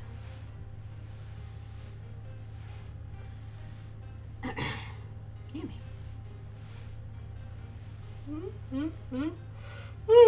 Yeah. Why do I keep coughing? I need more water. I've been talking. Okay, I'll be right back for one more stretch, and also a muffin. Oh. BRB.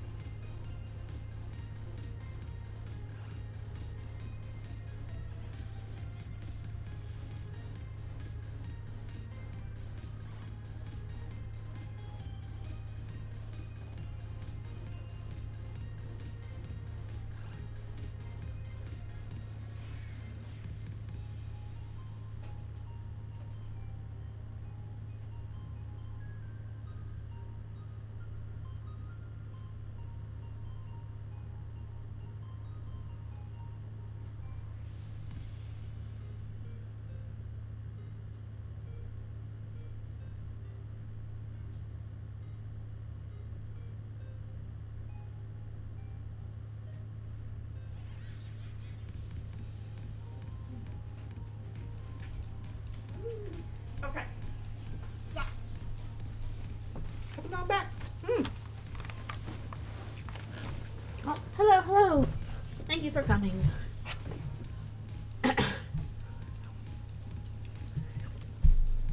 Sorry, I was taking my quick break for stretch and muffin. Now we're back to do a little more. Give me.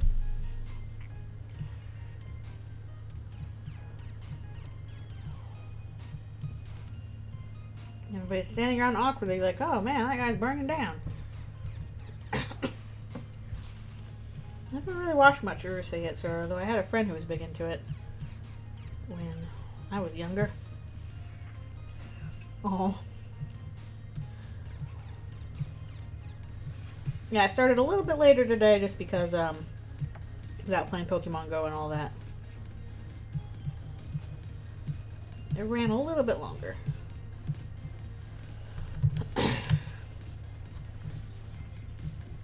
I don't think that would happen to Noel.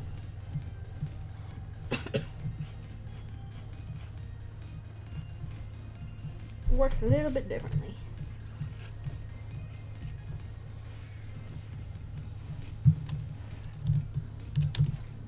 Okay. You guys are like, what's happening? Ugh, I hate when I have like just a cough that's kind of sticking around. Ugh. It's not even really caused by anything. It's just like, oh, suddenly you're like, plant.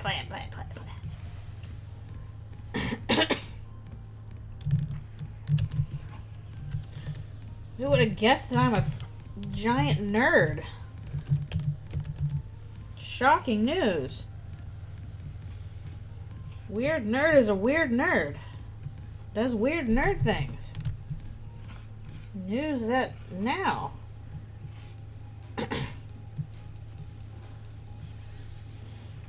That is a nice thing about being an adult, though. I can do what I want, including weird nerd stuff. No one can stop me. Except for me.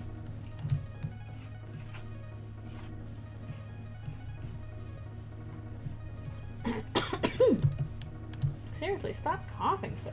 I hate that. It's like you get one missed cough and it's like now you have to make up for it with like a bajillion others.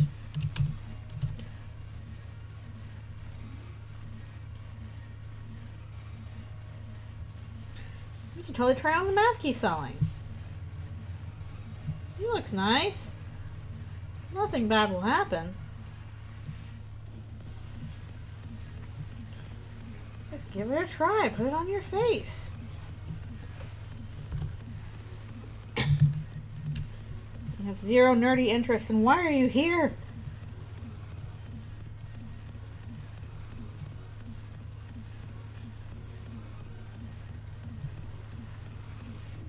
Birds only. Watch out. Man. Yeah.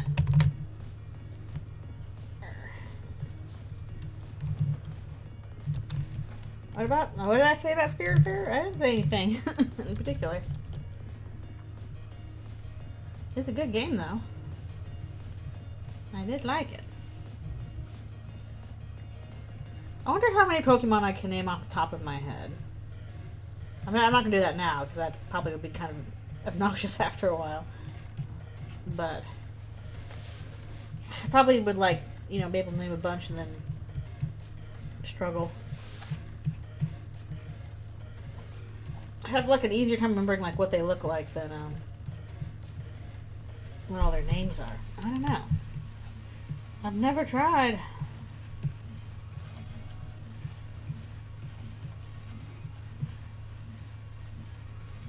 Sweet. Spirit Fair is very good. It's very sad, but it's very good. Alright, this page is done. Alright, oh, hold on. Let him cook. Aw, 50-60.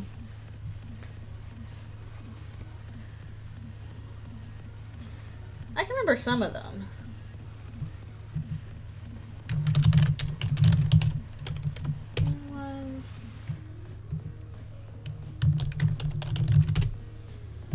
Okay, I'm gonna try and make sure I'm on the correct layers where I'm supposed to be.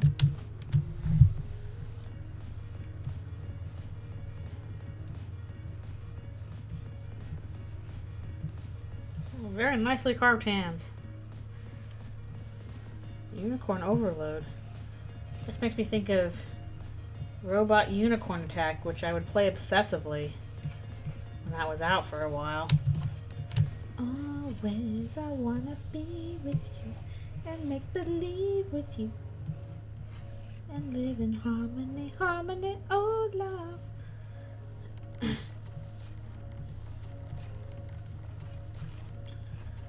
and they also came out with like a variation on that with like robot unicorn evolution, where the further on you can get different animals to play as. You can be a polar bear and a like bird and a dragon, and it was crazy. That one's all the ones like a dolphin in there probably. I don't know. What were all the animals you could be in Robot Unicorn Evolution? Starbeacher! Oh, thank you for the raid! Hello, hello. Thank you for coming. Robolar bear. I don't remember what kind of bear it was. But there's like a bunch of animals you could transform into depending on how fast you were going. Like you start with the robot unicorn, of course. Have I seen Love, Death, and Robots? I have not. I've admittedly kind of dragged my feet on that because I heard there were some that, were a little bit questionable.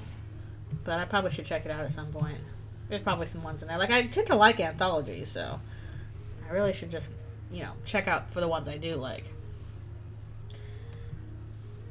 But yes, thank you for raiding. We are working away on this next Eldritchrune comic.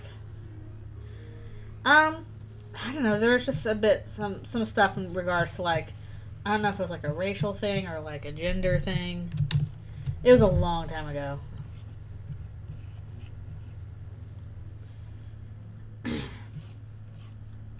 I do still need to make a little, poll on what game to play after Undertale Yellow whenever I finish the neutral run.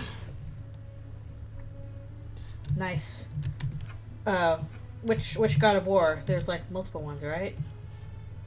Is it a more recent one or like an older one? Which I've never played God of War, but looks fun.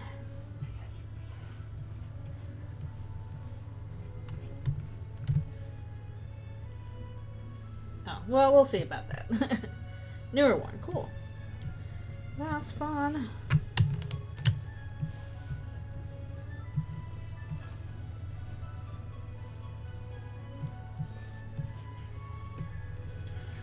Well, again, we'll see what I have time for.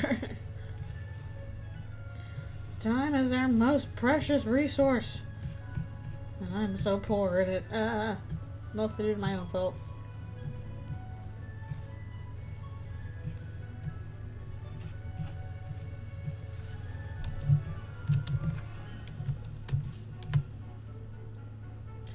No, make sure you take care of your wrist. Do your proper stretches. I get up every half hour specifically to stretch. And this is what I do.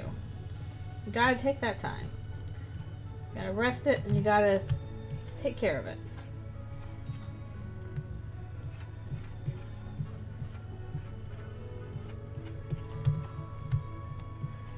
I am now off break. I take it every half hour. You gotta take care of your hands. Want to end up like this guy here? No, you do not.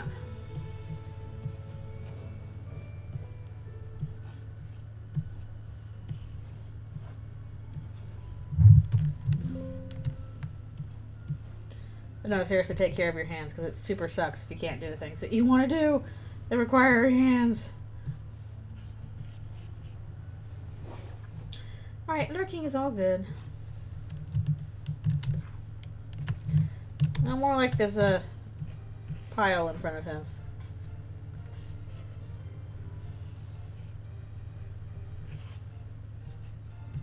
Just kill the guy.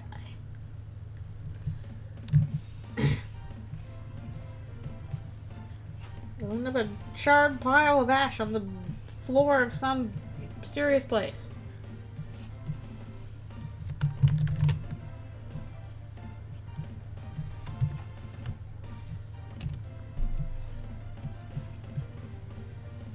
Yeah, and previous stuff, burned a guy down. He was made of wood, so that's why it burned down, but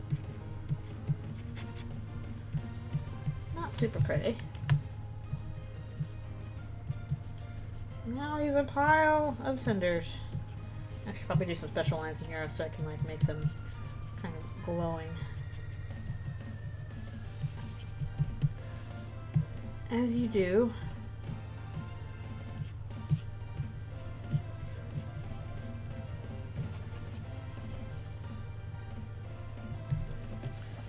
that is peak self-discipline. There you go. If it were me, I'd be like, I have to do something else while I'm watching this show. It has to involve my hands, well, I guess I gotta do some kind of project with it. Here I go. Ah! Can't stop.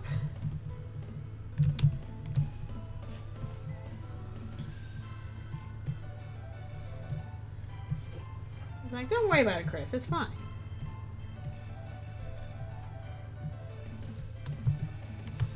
Don't worry about it.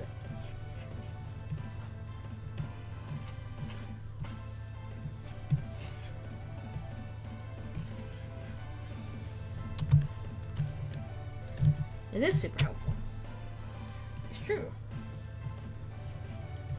Also just filling the well, as they call it. Although I'm not super good at that either. Ugh. Did a whole webcomic about it and I can't take my own advice. Why am I on panels? That's not correct.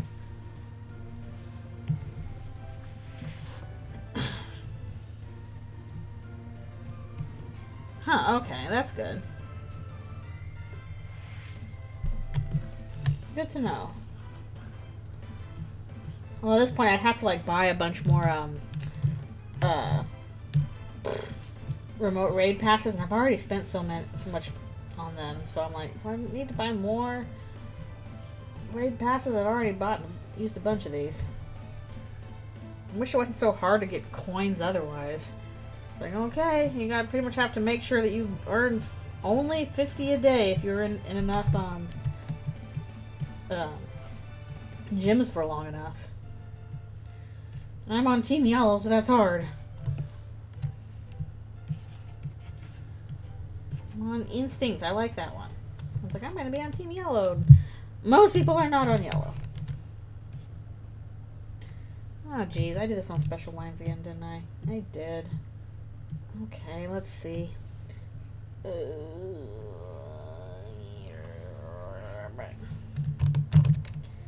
Can't copy paste that back where it's supposed to be. I'm wrong layering all over the place today.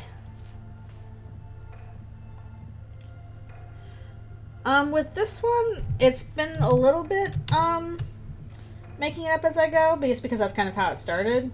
Like, it was like, hey, what about this? What about this? And I'm like, oh, okay, what about that and that and that? So it's been a little bit making up as I go. I know some other things, like, again, I pretty much know how the ending would go down. That's kind of worked out in my head. So I know some things. But a lot of it also is just playing it by ear, having fun with that. Yeah, a lot of people chose Mystic, and to be fair, I love Articuno. Articuno's great. But I think why did I pick Instinct again? I think just because at the time some of my other friends were playing, they're like, oh, we'll all join Team Instinct, and I was like, okay, I will too. I don't actually play with them anymore, but I was like, I'm gonna stick with this team anyway. I think Mystic is the majority. I think there was a time when it was Valor, but I think Valor was like a lot of people who were only playing it casually joined Valor and then dropped off. So now I think Mystic is what you see the most often. That's the biggest team of people who have stuck around. I think Mystic has the most people, and then Valor, and then Instinct.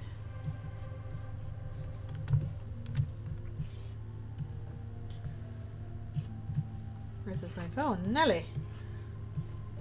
Goodness gracious. The underdogs. I just like Sparky, such a doofus.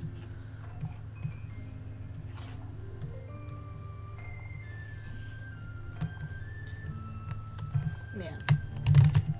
Most people do not have Instinct. Alas, so it's hard to maintain control of gyms for that long.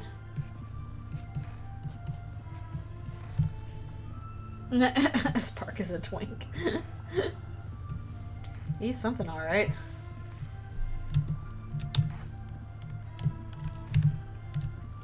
He canceled in 15 years. How dare you? Use basic Non-offensive word. You're canceled. No.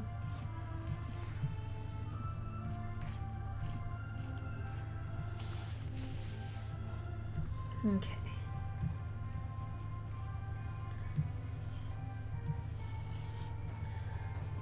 Susie's like, hey, that was a little messed up. Neat. Now she needs to teach him how to be sarcastic. Like in canon.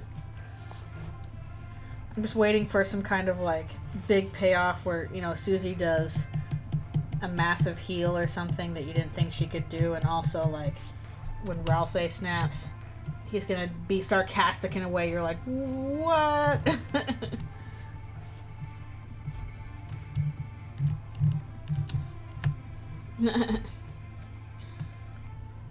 I don't think it is. I can see it fine. I'm seeing it fine on my end, so I don't think it's censored. Really? Odd. Maybe you have your settings on for a certain thing like that? Not censored for me. Okay, it's your settings. Because I would not consider that a naughty word. That is a totally fine word.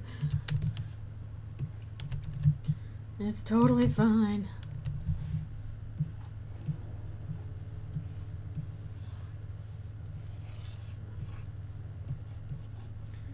So they are heading out on their way. How odd. I didn't know you could set your settings that high. X maybe. Oh. Why did it do that? Why did it censor my Susie Zilla? She was just a big kaiju. How odd. I've never seen it do that before. I'm pretty sure I posted it there before. Or at least linked to it. There's literally nothing. I don't understand it. We better see Susie Zilla in Chapter 3. You've hinted at it. Give us Kaiju. Susie. Give it to us. We deserve Kaiju Susie.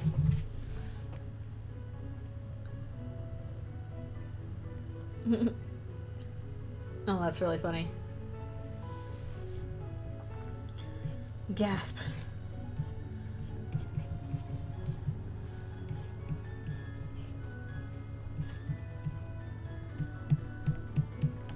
I do hope we get next chapters this year. I feel like we will, but who knows how long they have left to do on chapter 4. Please. Give it to us soon. So we can have more adventures with the friends. We are going nuts so in the meanwhile. And drawing them off on weird adventures. Like this one.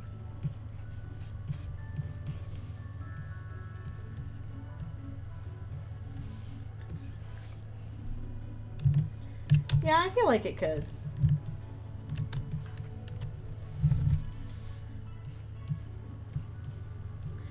You can't be paranoid about that kind of thing.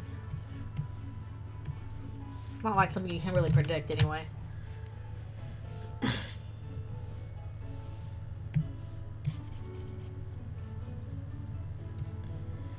Yeah, I don't know. I feel like based on what they've said so far, I feel like we can get it this year. Probably around the anniversary or so. Once again. Just because, again, I have a producer, which makes a big difference. And they're working on a lot of stuff simultaneously, so I think a good chunk of work is already done. There's a lot of like checking stuff they gotta do.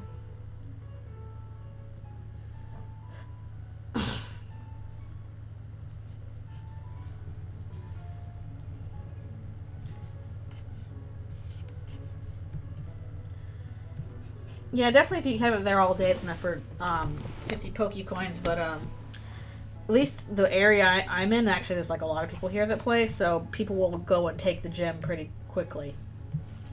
Like, it's unusual for me to have people in the gym overnight when I'm around here.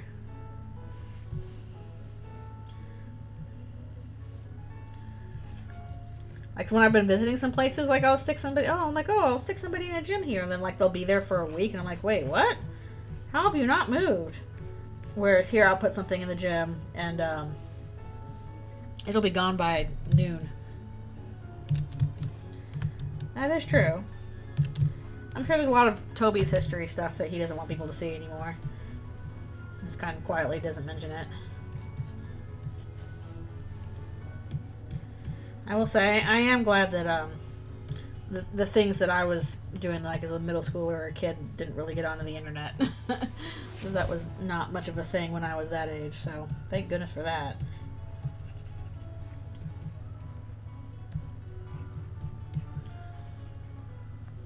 You have to change your settings. Nobody is saying anything weird here. Nobody's saying anything appropriate. These are all normal words. Your settings must be way high.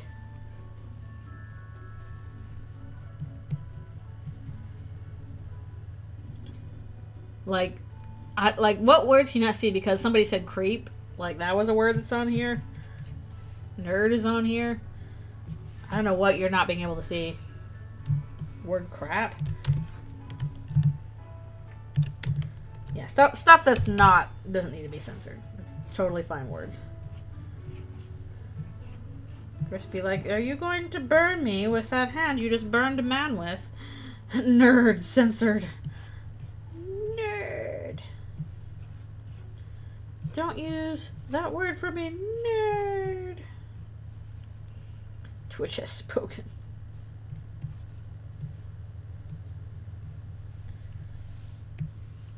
Why are you getting weird censorship from Twitch? Don't make no sense. I don't know. Like, I would always figure, like, with certain things like that, like, you have to deliberately tell it which things to censor, because I don't know, I just can't see how those are censorable words, but who knows? Maybe I'm in the wrong. It's like we were talking about the other day with that dub that's like censored hell and damn. And it's like, why are you censoring these? They're really not that bad a word. Les censurables.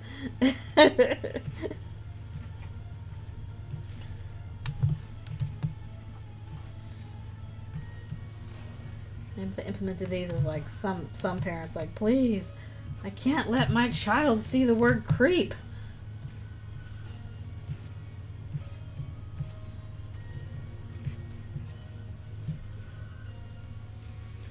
Really? Damn in hell? Yeah. I mean, I had a lot of words, well, maybe that was when I was growing up in a Christian household.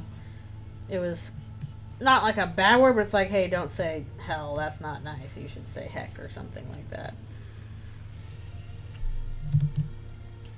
But I don't know.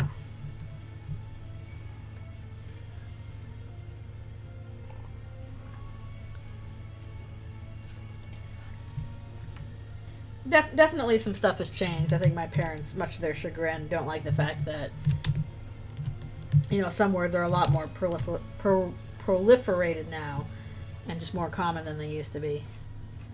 And I don't think there's any changing that. That's kind of become more of a cultural thing than anything else, for better or worse. Yeah. What was that?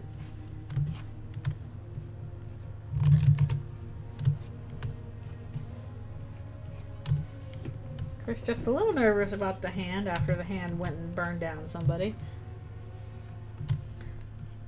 Ross's like, it's fine. See, it's fine.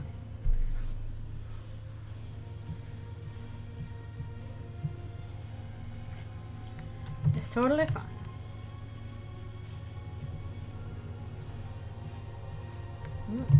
Claw's a little too thick there. My household did care deeply about swears. My extended household cared deeply about swears. Yeah, I'm not sure. I mean, I guess it kind of depends on the context, how you censor it. Sometimes you want to know. Sometimes I guess the point of censoring like one letter is to be like, here is the word, but this is how we feel about it. We don't like it, kind of thing.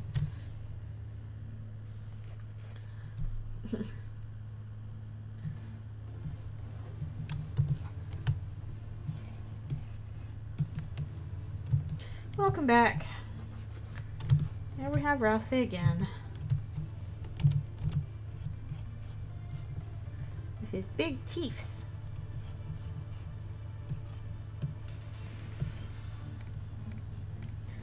Just chatting up Chris.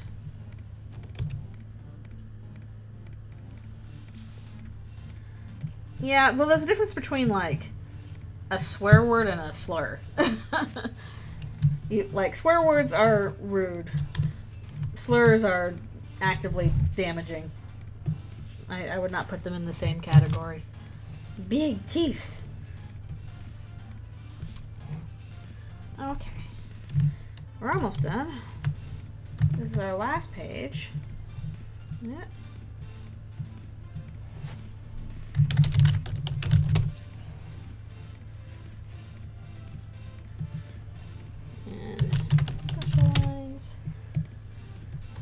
And then once we're done with the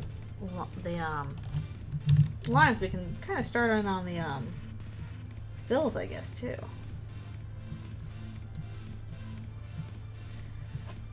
It's just like, oh, yeah, I sold my soul to this demon, and now he can also burn people down. That's neat. Well, no, like, there's kind of a difference between a reclaimed word and something you're using as a weapon against somebody else. You know what I mean? Basically, there's using words carelessly, and then there are using words specifically to hurt people.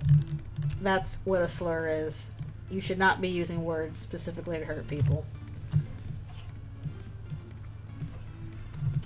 That should be a pretty basic understanding, I would hope.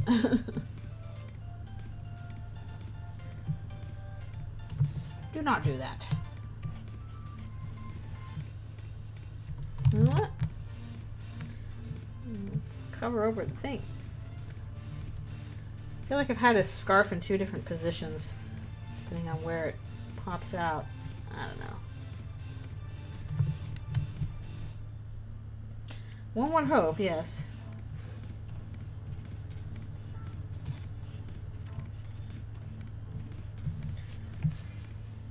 Or I'll say over here, like, let's go get some boba. Dang, that sounds good.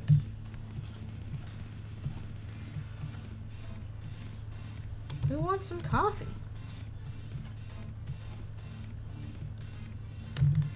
Yeah. One would hope. Okay.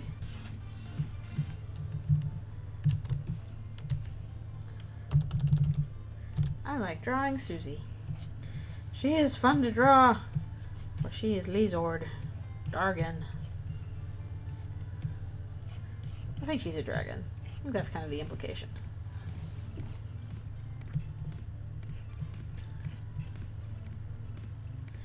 Yes, draw more of the Sues. The delightful Susies. Shall not snoozies. It's not with chapter 3 going on.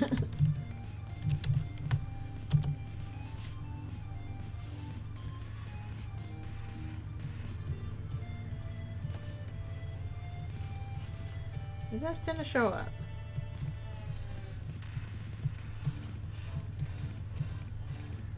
Be careful, mouse, good sir.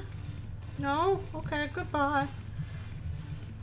Well, if you practice anything, you'll get better at drawing it. That's the way of it. Just gotta practice it.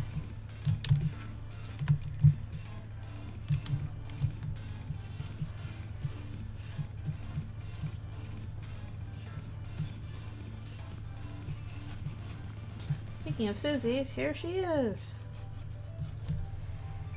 tramping along.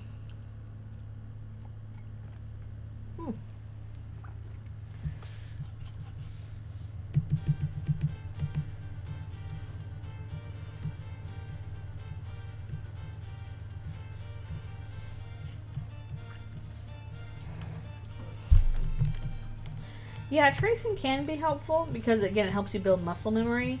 Obviously, you don't want to pass off something traced as your own thing. That's not okay.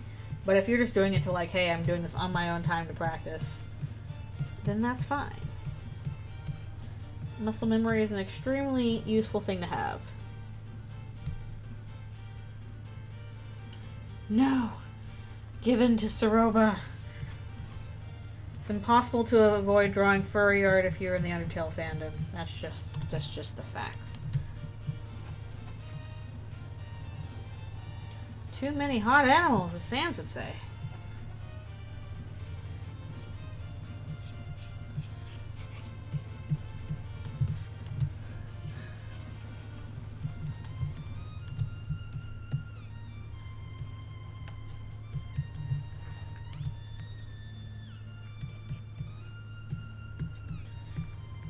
I mean, I guess if you only drew the Skelebros, then that would count, but I don't know, I feel like basically people that draw the whole Undertale cast usually draw furry, and the people who draw only Sans Undertale are anime, so either way. Nerd! Oh, Animal Jam. I almost worked in Animal Jam. I was very close, but not close enough. I wish I was better at drawing people. Like, when I was growing up, I definitely only wanted to draw animals and dragons and stuff like that. And if I had had the internet, I probably would have absolutely fallen headfirst into furry fandom. And now I'm just kind of on the outskirts of it. So I'm like, here's my fursona. I haven't really gone to a con or anything, but here it is. Maybe I'll get a suit someday. I don't know. But, like, you know, when I was growing up, I drew, like, Lion King all the time, because that came out when I was a kid, so I was really big into Lion King. So if I had had the internet, I would have absolutely fallen into the furry fandom, but I didn't at that age, so I skipped it by.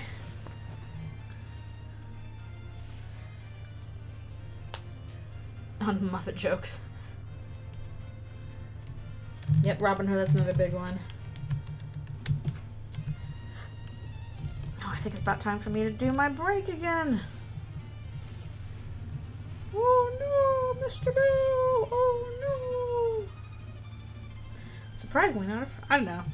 Like, people ask me, are you a furry? I'm like, probably. Maybe the answer is not practicing. I'm not practicing, but I subscribe to their beliefs. I could probably start practicing if I got into it more, but just have to put time into that. Okay, now let's do another stretch. And Luna, your character is a furry, so you definitely draw furries. But that fits in with Undertale's characters anyway, who pretty, like, if they're not, you know, again, the Skelebros or like slimes or something else that's a bit more abstract, then most of the main characters are furries. Let's be super real here. Okay.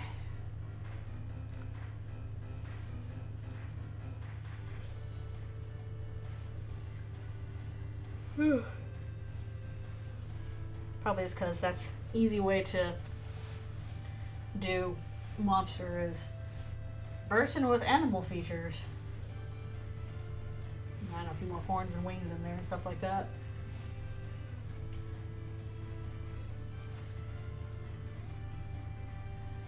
Yeah. Have you played Undertale? I'm very sorry to inform you of this, but the furries have been here all along. You have never escaped them. It's been furry since day one. Like,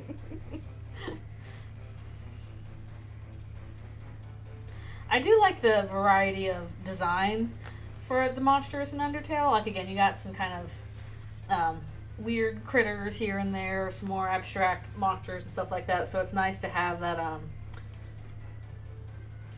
variety there. But, like, the main characters are mostly furries. Yeah, you could have an otter persona. I know, I think I've drawn that for people before. Otters are pretty popular. Everybody likes otters. Yeah, Pokemon kind of falls into that category too, honestly. And depending on the Pokemon. And I'll be right back for one more stretch and a muffin.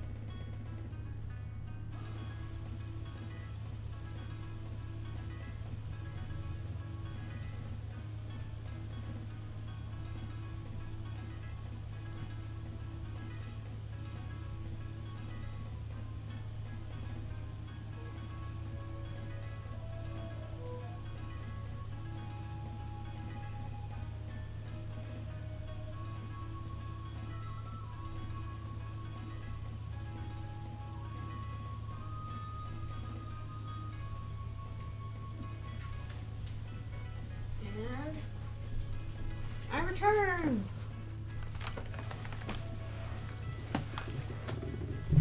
Whoop. I might have missed something. Okay. Oh no, we're getting into the pixels. They're too small. Too small for us. Ah!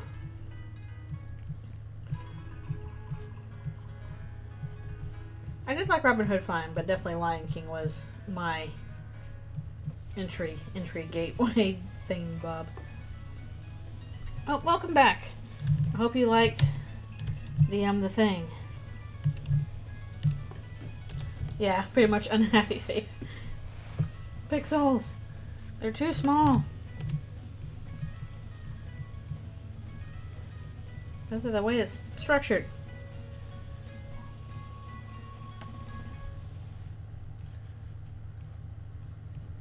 So what did you think, NG?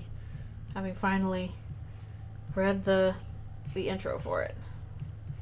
And there's a bunch of comics I've done so far, but just kind of tackling scenes as I want to do them instead of like in order. Yeah, I need to do more character art too, actually, now that I think about it. I think next I'm actually going to tackle the ghosts.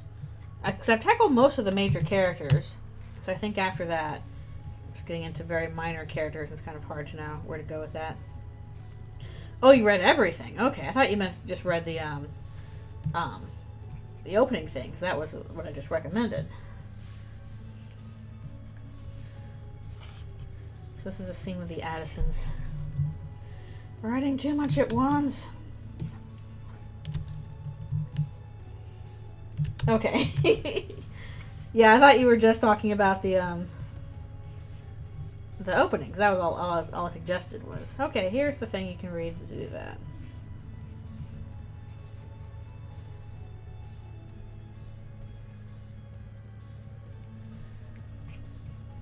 I mean, I feel like it shouldn't be that gatekeepy. You should be able to, like, say, hey, I'm a persona even if you haven't gone to or I have a persona even if I haven't gone to a convention.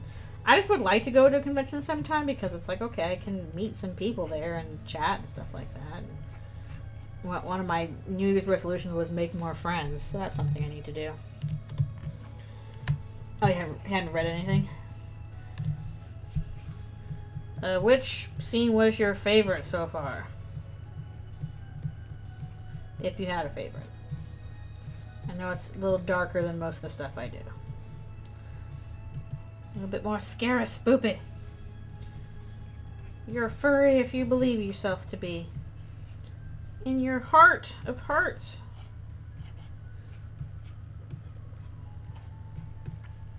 It's 2024. Everybody should have their own persona by now.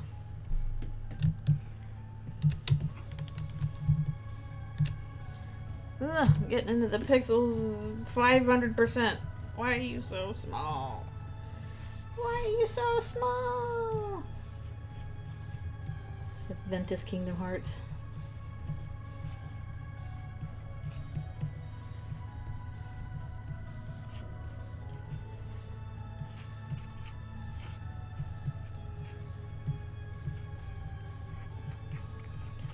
Entirely up to you. Okay. Oh, exact quote? Oh, you don't need to find exact quote. I was wondering which one you liked.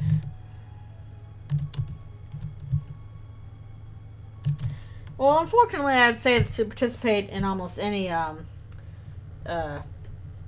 fandom or activity, any social group requires money and time these days. You're hard pressed to find ones without it.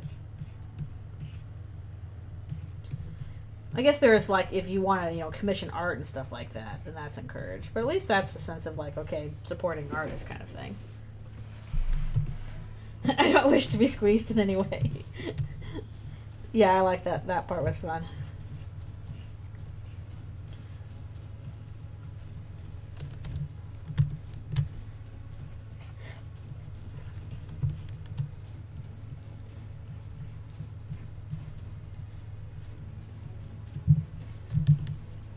Chris, I think you're a fresh squeeze genius too. Man, fresh squeeze is hard to say fast. Yeah, I know there's some Canada cons. There's Vancouver. I'm not sure when that is. Get squoze, idiot. Chris, no! I don't want to get squozed. Well, I don't know if that's necessarily true. I think you can engage with it as much as you want to. You really don't have to spend money to do that. Definitely not everybody is suspiciously wealthy furries. That would be a very small subset, no matter what. Oh, that's soon. Oh, good grief. Problem is I want somebody to, like, go with me if I went to a convention. I'm not sure who I could drag along for that. Like, I have nerdy friends, but I don't know if I really have furry nerdy friends in real life. Which I guess would be the point of going to the convention, is to make more friends. But it's really hard when you're by yourself.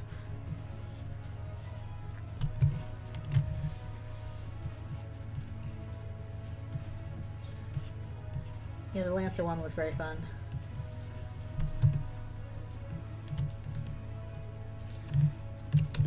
I see. Well, I'm glad for the art support, at least.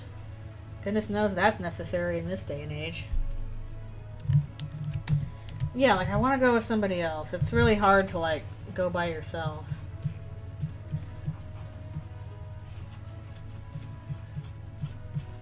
Maybe someday.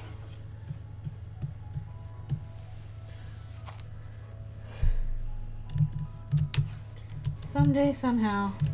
Like, I have some, like, colleagues I follow on social media who, I know participate in the furry fandom. but they're more colleagues than like friends, so it's kind of awkward to be like, hey, we only vaguely know each other from work. Can we go to the furry convention together? Like, I don't know. It just feels kind of weird. Nice, nice.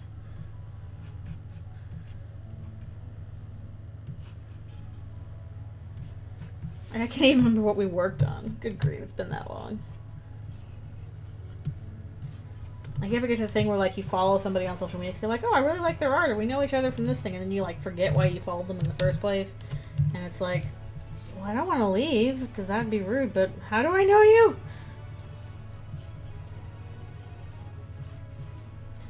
Maybe it's just me because I'm stupid and don't pay attention. Yeah, Sean was fun too, except good grief, he was a pain in the butt to draw. Oh, stupid stitches. Why did I design him that way? It's my fault. Yeah. Well, that seems like a good place to purchase some wares is at a convention. That's some good wares purchasing spots. Hello, hello. Thank you for coming. I'm almost done actually with the clean lines for this part, and then we can move on to doing the good old fills for it. And yeah, when I'm finished, I'll maybe show off a few hints of the other part I'm working on. Though now that I've done this part, I'll probably focus on finishing this one before I go back to the one with Queen.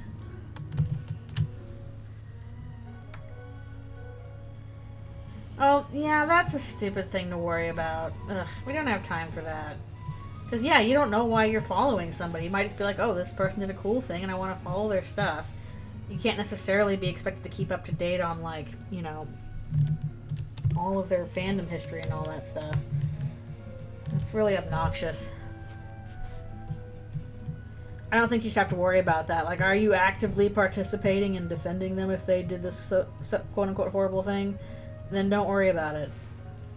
Like, things are bad enough, especially since, like, I don't know, getting into some Tumblr drama. Basically, I've seen a lot of sentiments going around like, guys, no more call-out posts. They don't help at all.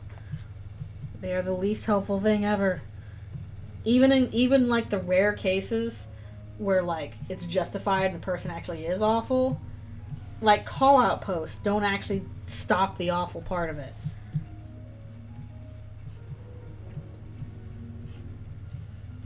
We had the Glitchtail creator or whatever who was doing crappy stuff, and have they stopped? No, they're still trucking on, so all that stuff didn't do much.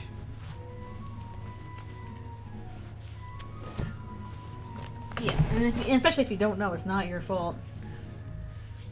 Yeah, just, But yay, in better news, we have finished this. So I'm gonna pull up my, where is my palette? There's palettes. And we will start in on filling in these guys. Actually, not certain which one we should do. We'll do this one. This color, I guess. I think most of the time this is Chris. Yeah, some people really do just want to be cops in their own special way. Let's see how I can do this. I have all the backgrounds done, so that's really nice. I might need to do this on a darker version and then just go over it later, because I'm not going to be able to tell what I'm doing with a lighter shade, unfortunately. Whoop. So if we need to, then we need to.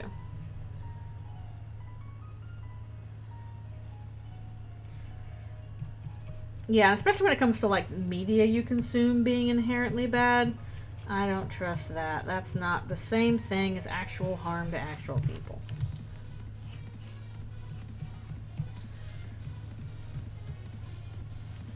Maybe I've just been around the internet too long. So I'm just like, whatever. And again, most of the time it's just like petty fandom drama. This happened in the Undertale fandom recently. Like, there was that big old call-out post that went around, and I was reading it, and I'm like, this is just like teenagers making really poor decisions. Why is this worthy of a call-out post? Turns out it was not. And stuff was eventually resolved between the parties for it. There was no need for that stupid call-out post. It was not anything like they were throwing around all these like big words, and I'm like, that's not what's going on here. What are you talking about? What's this remix called? Let me check real quick. This is Ruins. Shoot, I don't know the artist. This is just on video game remixes. I think they had to. They might list the artist on their channel, but if there's different artists, they didn't list it. At least not for me to see. But this is Ruins, and I can look it up for you later if you want to. But at least checking it real quick, they just said video game remixes, which I think is like a channel that's a conglomerate of a bunch of different artists that they collect together.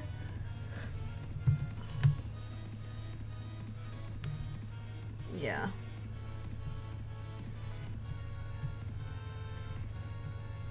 It's like, to be fair, there are times when like there was actual like abuse going on. And even in those rare instances where that's happening, it's like, is the call out post like stopping the abuse? Is it helping the people that were abused in this situation? Most of the time, no, it's not. So then why are we doing this? Like, if this person is still actively harming people, and you're like, hey, this person is a problem, and I'm doing this to warn you to be careful, that is one thing. But that's usually not how that goes down. Very rarely does it work that way. Most of the time, it's just like, makes everybody's lives a lot harder.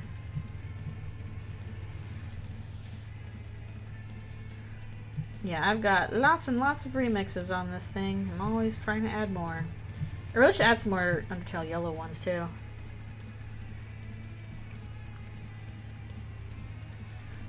Yeah, I wouldn't even say it's 50-50. It's probably more like 70-30 it's warranted. I don't know. I think actual legit cases of abuse are more rare than people imagine. They for sure exist. I do not think they're as prevalent as people believe they are.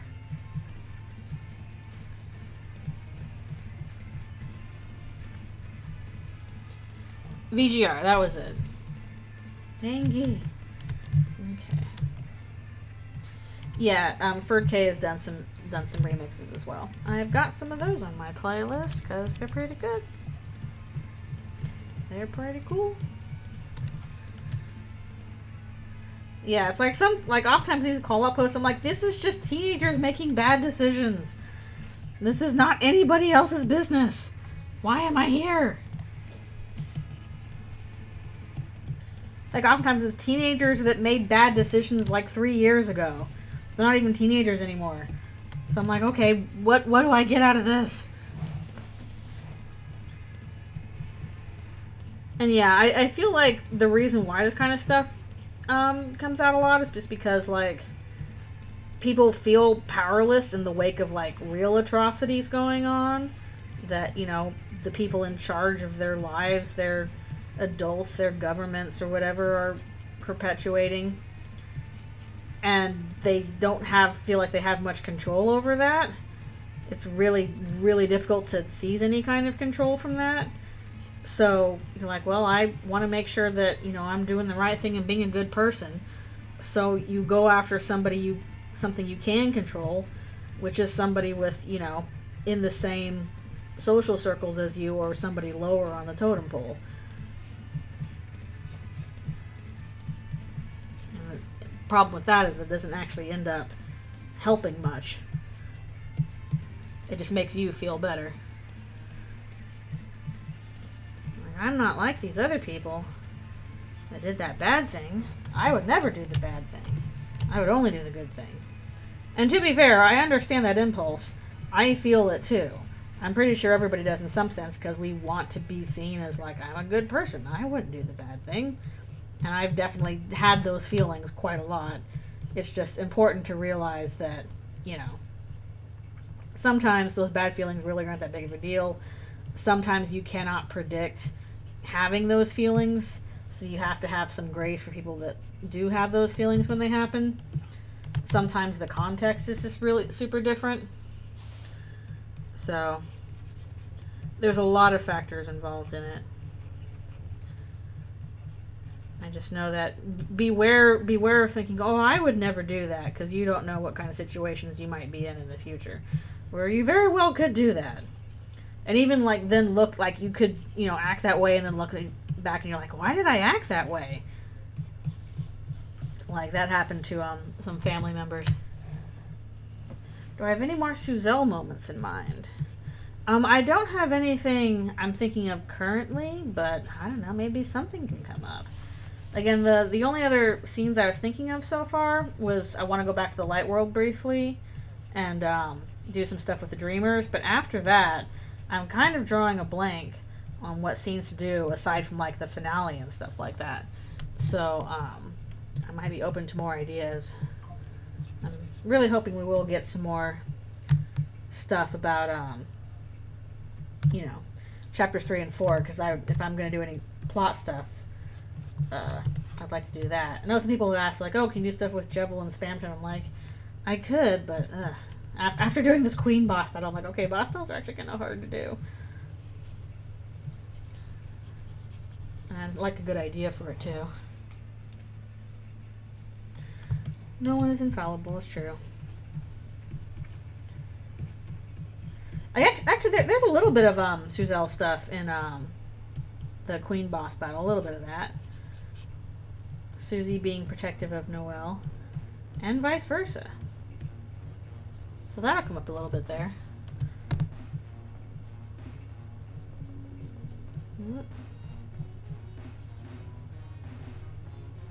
Doing all the fills and stuff.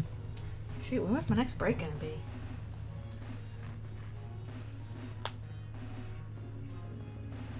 Yeah, that's how it happens. There's definitely some stuff I said in the past where I'm like, oh, good grief, that was a very stupid thing to say. Why did I say that? Thankfully, it wasn't online.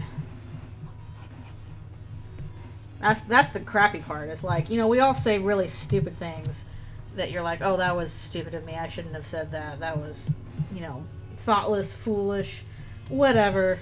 The only problem is when you say them online, like, there they are forever. And everybody can see your stupid, thoughtless, foolish thing you said. And it sucks. Because, like, you recognize the fact that, this wasn't a good thing to say. But there's just not anything you can do about it. I'm here to make your kids trans. You are a trans kid. You're the kid you're making trans. But, yeah. So, unfortunately, it's just part of, like, giving yourself grace for that. And being like, okay, I've said stupid stuff in the past. I'm gonna say more in the future. I'll just have to accept that. And then also, at the same time, accept when other people do that, too.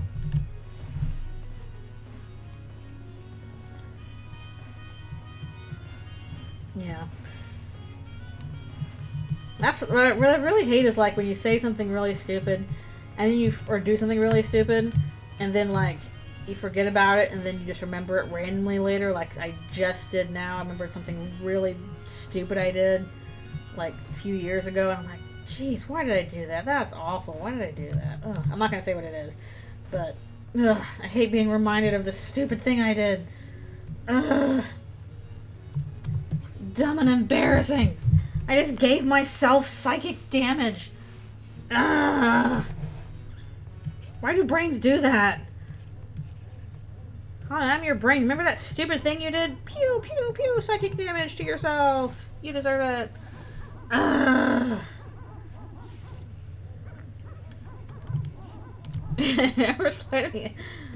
Don't worry. Everyone is always having those moments all the time.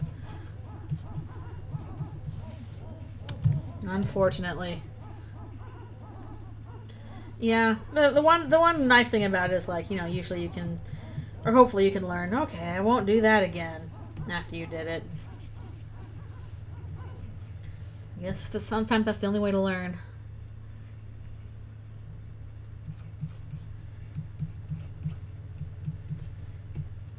Yeah, I don't even think this was like a call-out culture thing. It was just a stupid cringe thing to do. Not online. It was in person, but... Ugh. Self! Ugh! Gross! Stupid! Psychic damage! -1 ow, -1 ow, -1 ow to my own self. Part of that's just like, you know, being bad at reading social situations sometimes. And it's only in hindsight where you realize, oh wait, that was the incorrect thing to do in that situation. Gosh darn it.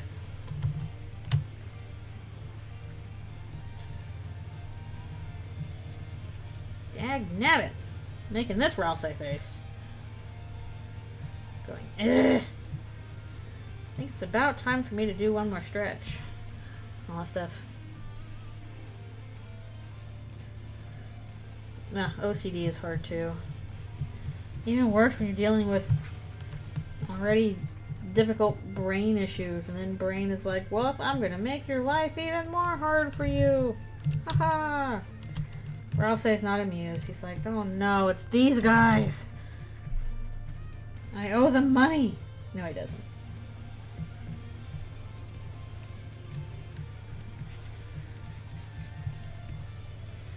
Like one of those awkward guys you run into at the grocery store. I'm like, oh jeez. It's that person. I hope they don't see me. Oh no, they're in the aisle of the thing I need. Ah!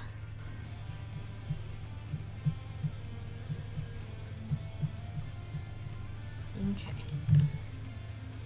Yeah, especially emotional situations, it's really hard to know to say. Okie dokie. This person's got like a mask from Majora's Mask. Okay. One more stretch. I think I'm going to do one more session. One more half hour. And then we will call it a day. And all that goodness. I'm glad we actually got to doing the fills now. We're making pretty good progress, especially since the backgrounds are already done. Depending on how busy I am this week with work, maybe we can get through this in a week. I don't know, maybe in 2 weeks. I've still got all the shading and stuff to do, and the text as well. But I don't know.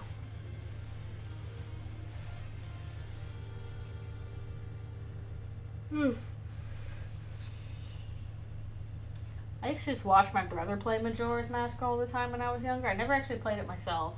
Maybe I should sometime.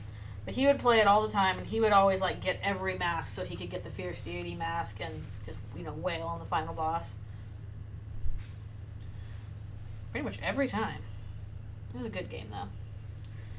Formative, as they would say. Killing a DMV? No. How are you supposed to get your license and registration? Oh, thank you. Yes, this version of Addison is fun and freaky.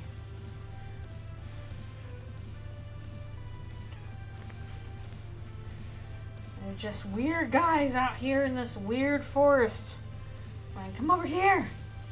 Try this on. It'll be fine. No, it will not be fine. Okay, be right back. One more stretch.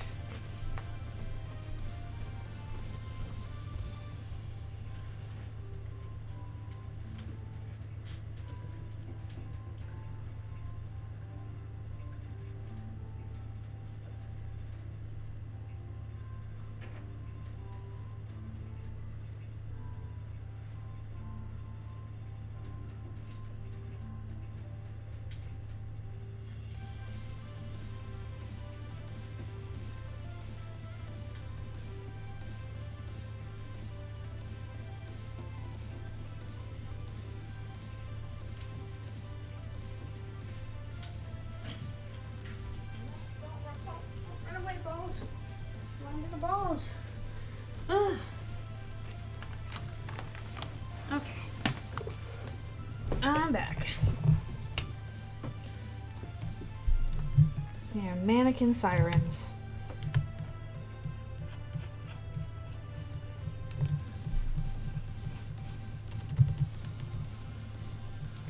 And also, are you talking about the written test or the driving test? Because driving, you're probably going to need more than a week of practice to get better. It just takes a lot of practice.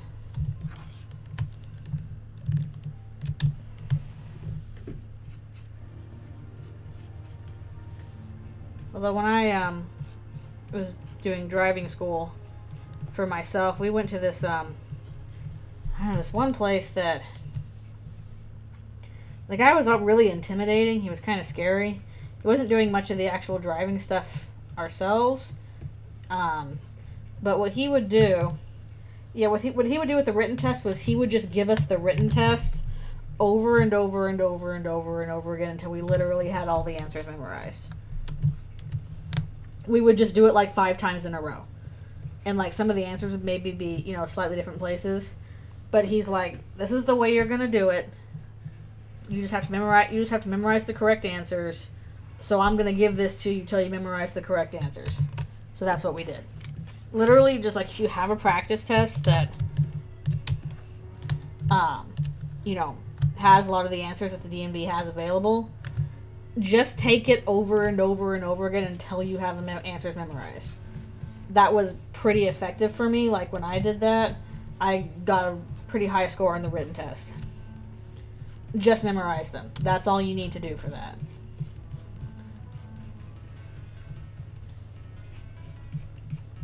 That's literally how he taught it. He was like he was a pretty hard, intimidating teacher, but his whole method for the written test was just memorize it. You're going to take this test over until this is second nature to you.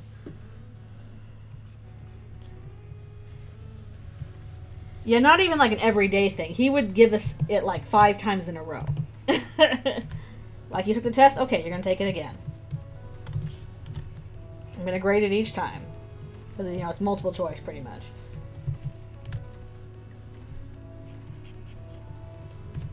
We would do it like multiple times a day when I was in that class.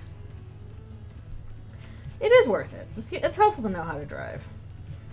It gives you a good sense of freedom, at least, in the country as it is now, which is unfortunately designed for cars. Being able to drive one is an asset for you. It gives you more mobility. But it's like a 15 question, 20 question thing? Like, literally just do it 5 times in a row. I mean, I wish we weren't in a vehicle-centric society, too. It's frustrating. But for as long as we are in the vehicle-central society, being able to drive is an asset. It's frustrating, but it is an asset.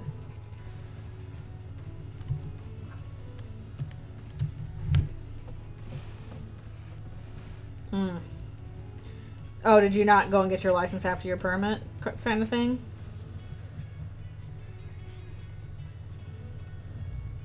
Oof, spoopy. Spoopy.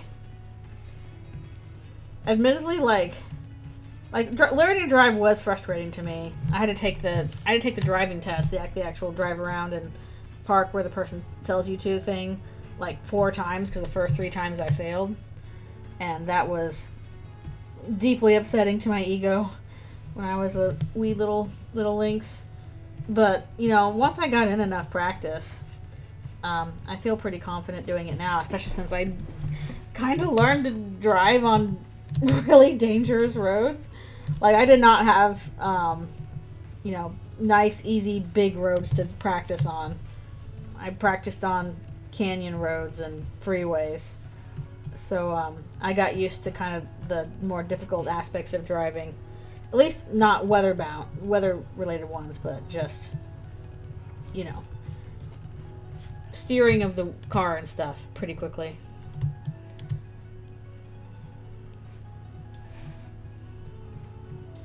It's still useful to be able to drive places. It's a useful thing. I mean, if you have public transportation, that's cool. You should use it. I'm always big for that.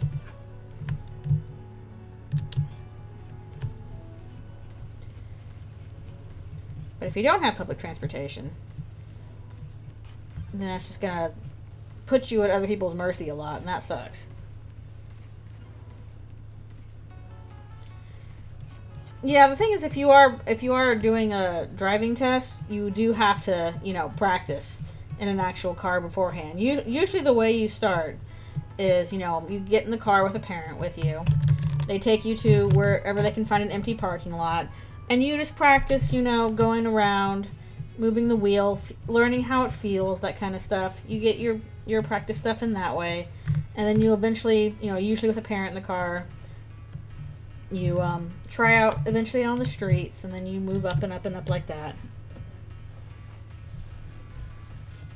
But you do need a parent or a teacher with you, you know, for those initial lessons. So they're going to have to help with that. Yeah, you got to start somewhere. You have to start with learning how to drive a parking lot. Empty parking lot's the way to do it because, you know, if something goes wrong, it's probably not going to go that wrong badly. And all you're learning to do in the parking lot is, okay, how does the car feel to move? How does it feel to turn the wheel? What kind of distance can I go when I turn the wheel this way, sort of thing. It's a good way to start practicing. That is what I did when I was younger.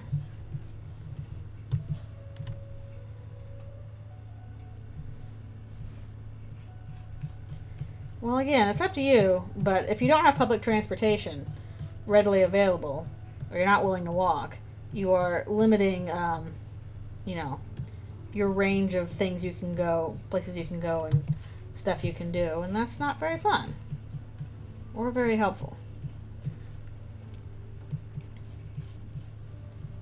Okay. Alright, we got all these guys done, so let's fill them in.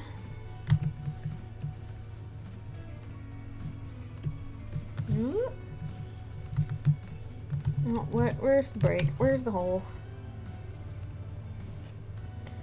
Oh, there it is. Hey, but I'm like, okay, now I gotta figure out where the hole is in these things. Yeah, and some places are too far to walk to. It is very nice being able to walk places, though. I appreciate that about where I live. I can walk so many places. Come on. I was trying to grab Susie's claw. The claw. Oftentimes when I'm talking to Alfies, I'll be like, it's the girl of the claw. There's a Suze. And a Noelle. Right, we have finished the line, so now we're doing fills. The best dinosaur. Or dragon. I think she's a dragon. Okay.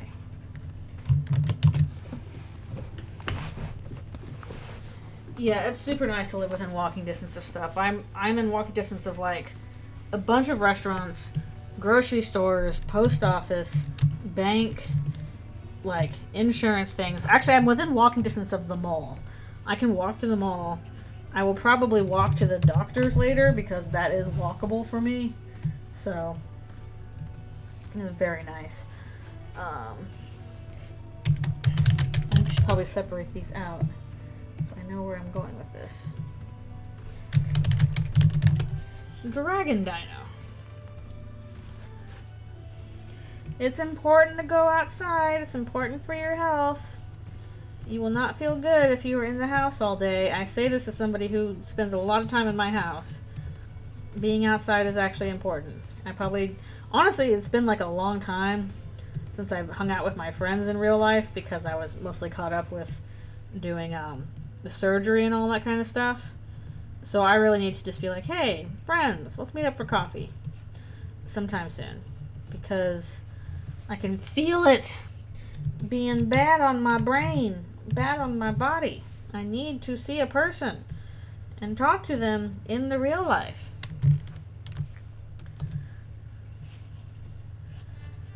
At least once. Once or twice. Well, no, I guess I did see some friends in January just because I had to go into work because my power was out at home, so I couldn't work at home.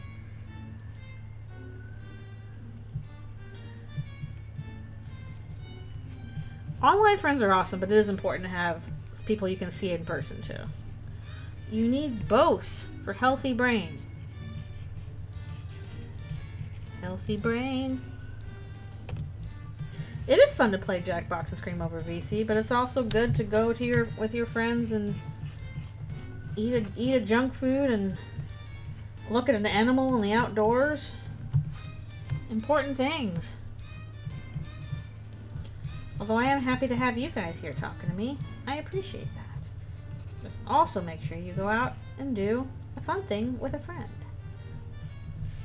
I'm saying this to myself as much as everybody else. Self, do that. I just been kind of waiting until I'm like considered fully recovered, which I'm not sure when that'll be. I'm hoping I'm like, okay, I've been recovering for 3 weeks, and I think they said like 2 months maybe I'll be all done. Maybe be a little less than that. Yeah, definitely gotta go walk the dog. That is why I play Pokemon Go, is it makes me go outside and walk around and stuff. I should just do that also with other people as well. Oh no, here come more Noel antlers. No antlers. With their big spiky spikles. Spicicles. That's what I'm going to call them, spicicles. Spiky icicles. Oh, puppy. I'll tell you what, it was a good thing I went outside today because I got to pet a dog. There was quite a few people outside because the rain had let up a little bit, and there was a couple, and they were walking their corgi, and I got to pet their corgi, and she jumped on me and left muddy paw prints on my pants, and I don't care because I got to pet a little corgi, and she was so cute and so fluffy. That's why you should go outside. How are you supposed to pet the dogs if you don't go outside and find them? Little puppers. There was a lot of dogs out, actually. I was happy about that, but I was happy I got to pet the pupper.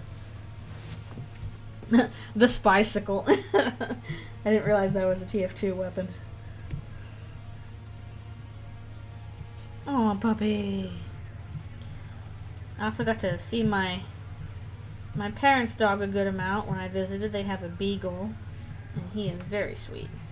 He loves people. But he loves to be in the car, and when he's in the car, what he loves to do is to put his paws directly on your lap and keep them there. So he's putting all your weight right on your knees. Good job, dog. So you will have strong knees or else. I think any dog is a Bluey reference. They're all dogs in Bluey. Yeah, I gotta see the neighborhood cats and stuff like that.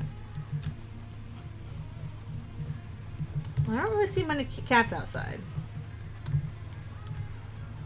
I don't think they would last very long because there are coyotes around here, which are a little dangerous. If the coyotes haven't, gotten to squirrels or ducks first.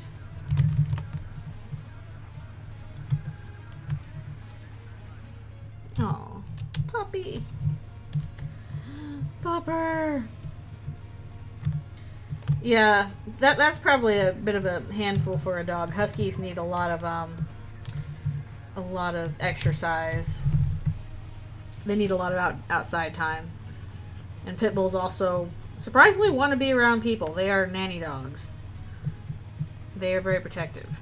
So combo outside plus with people. That's going to be a very energetic dog that needs attention and space.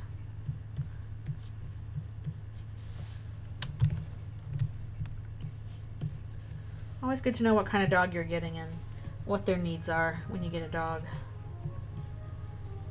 You're like, hey, is this a people dog? Is this a dog that needs exercise a lot? Is this a dog that needs space? Yeah, we had a pit bull mix. She was a part pit bull and part Swiss Mountain Dog, so she was a giant dog with a big, thick middle. And unfortunately, she was a rescue, and she had gone through some pretty bad stuff in her life, so she did not do very well. She was not social. She did not like other dogs. So if there were other dogs around, she would be very aggressive towards them. She was actually good with human children. With human kids, she was very quiet and calm. But with any other big dogs or with men, she was very aggressive. And tragically, we lost her too soon. But she was sweet. She was just in a bad environment, and I don't know if we fixed that with our environment. Tried to make it a little bit better. Tried to make it a little nicer, but I think she had gone through too much hardships to really, recover from that.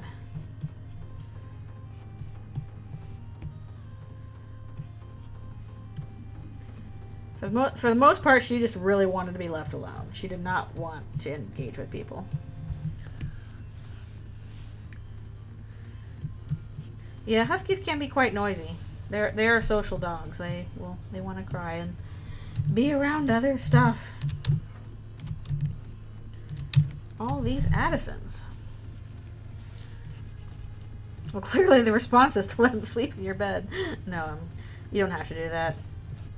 Although that's often the case with the dogs we had growing up. We'd give in and be like, okay, you can sleep in the bed. Although our first dog, actually, one of my younger brothers, he took to sleeping on the floor with the dog. Like, he had a bedroom, he just never wanted to really use it. So he's like, I'm going to sleep on the floor with the dog. So that's what he did, and that's what he found comfortable. And there's some people that are just like that. There are some people that are just like, I don't want to sleep on a bed, I'm going to sleep on the kitchen floor. And that's where they're comfortable. And it's like, okay, that's just the way it is.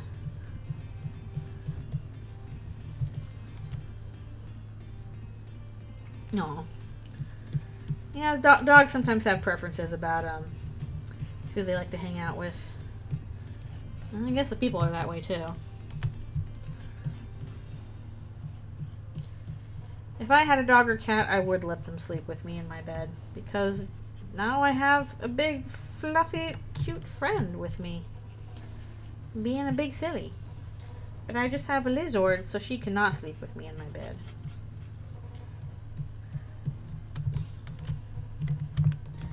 She has her own space.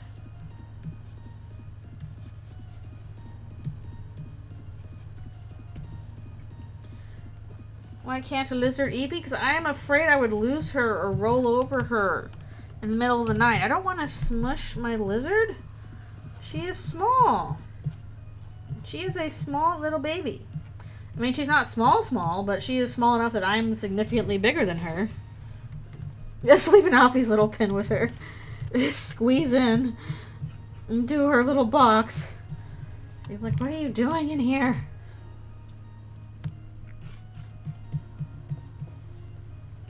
She already has her shark to sleep with, so she's okay. She has her little Undine plushie.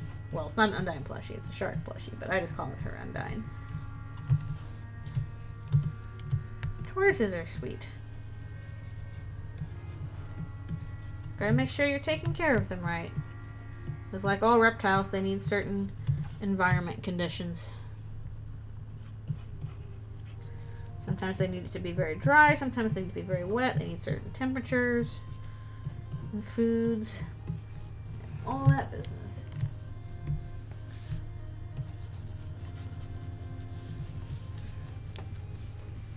Okay. Yeah, dog would definitely do that. For sure.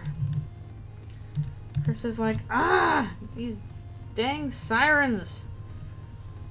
All the things they said running through my head, etc., etc.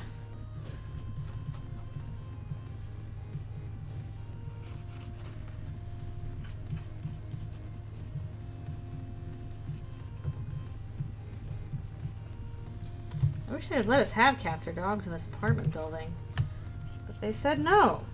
So nobody has a cat or dog. I can at least get a lizard, and I'm happy about that. But it'd be really nice to have cat or dog as well. Chris cannot catch a break. No. This is what happens when you're a squishy little human in a world of demons and monsters. Everybody's like, oh, we can use you for something. Like, can you not? Can you stop? Let me be.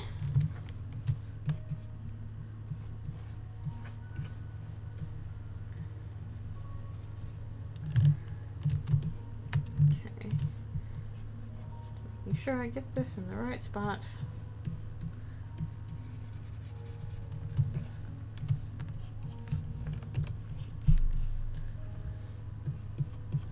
That's why they need their big monster friends and demon friends to be like, oh, we'll handle a lot of this. But otherwise, stuff's going to be even harder.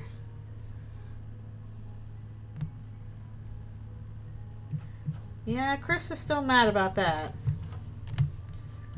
Chris is quite perturbed about that whole deal.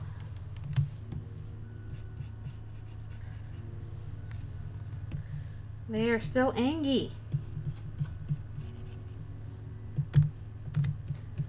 So yeah, I do want to do a scene with going back with the Dreamers and kind of dealing with some of that. But I really need to work out some of the dialogue stuff, and also who's talking to who. I think I'm gonna have tutorial talking to Sans, because I've got to have that, and I think I'm gonna have Chris talking to Papyrus, but I'm trying to figure out who Asgore is talking to. Either Rudy or Mayor Holiday. Yep. Gotta keep it balled up. And that's probably just sitting and stewing and getting even worse over time. I'm glad we got pretty far with this, though. We actually are getting to the this part. I can't talk. Getting to the base part. That'll make it easier to get through. Yay!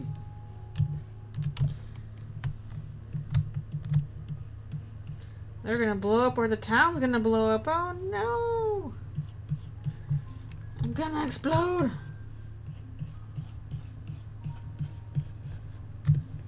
Nope. Something's gonna blow up anyway.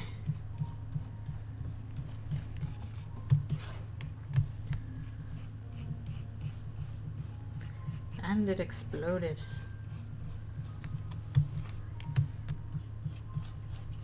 Love that deadpan delivery from Galaxy Quest.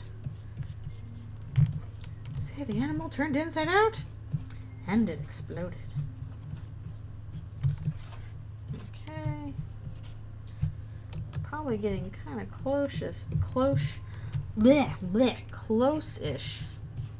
having to stop soon, but we'll keep it up a little bit longer. Maybe I can show a hint of the Queen boss battle too, as well. Alright, we also put some of these guys on separate layers, so we'll have to go back to that layer later. So that we can do Gaussian Blur, the incredible power of Gaussian Blur. Very useful.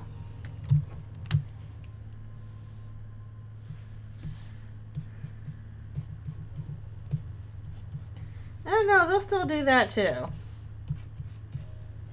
I mean, they did promise Susie a whole human army to eat, and there is a big human army in the fortress.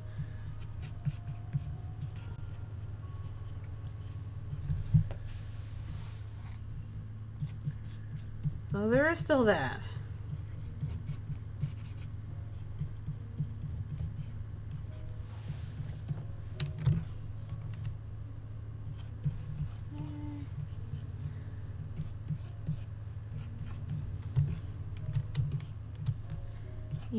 Yep.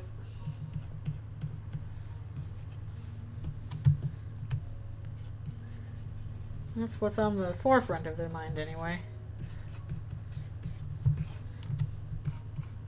Okay.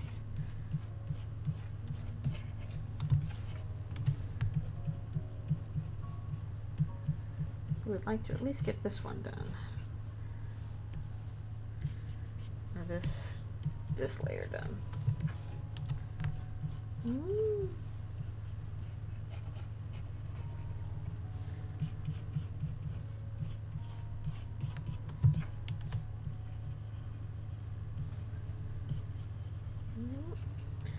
I'm not sure which page I should show from the other one.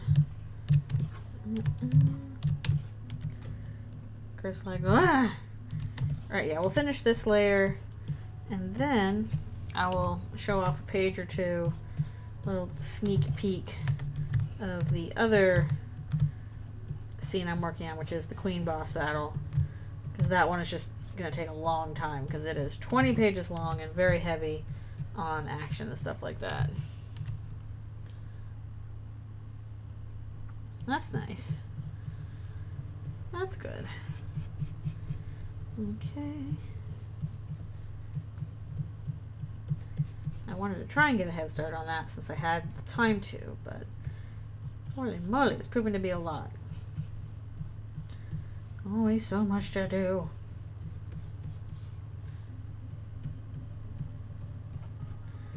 So little time.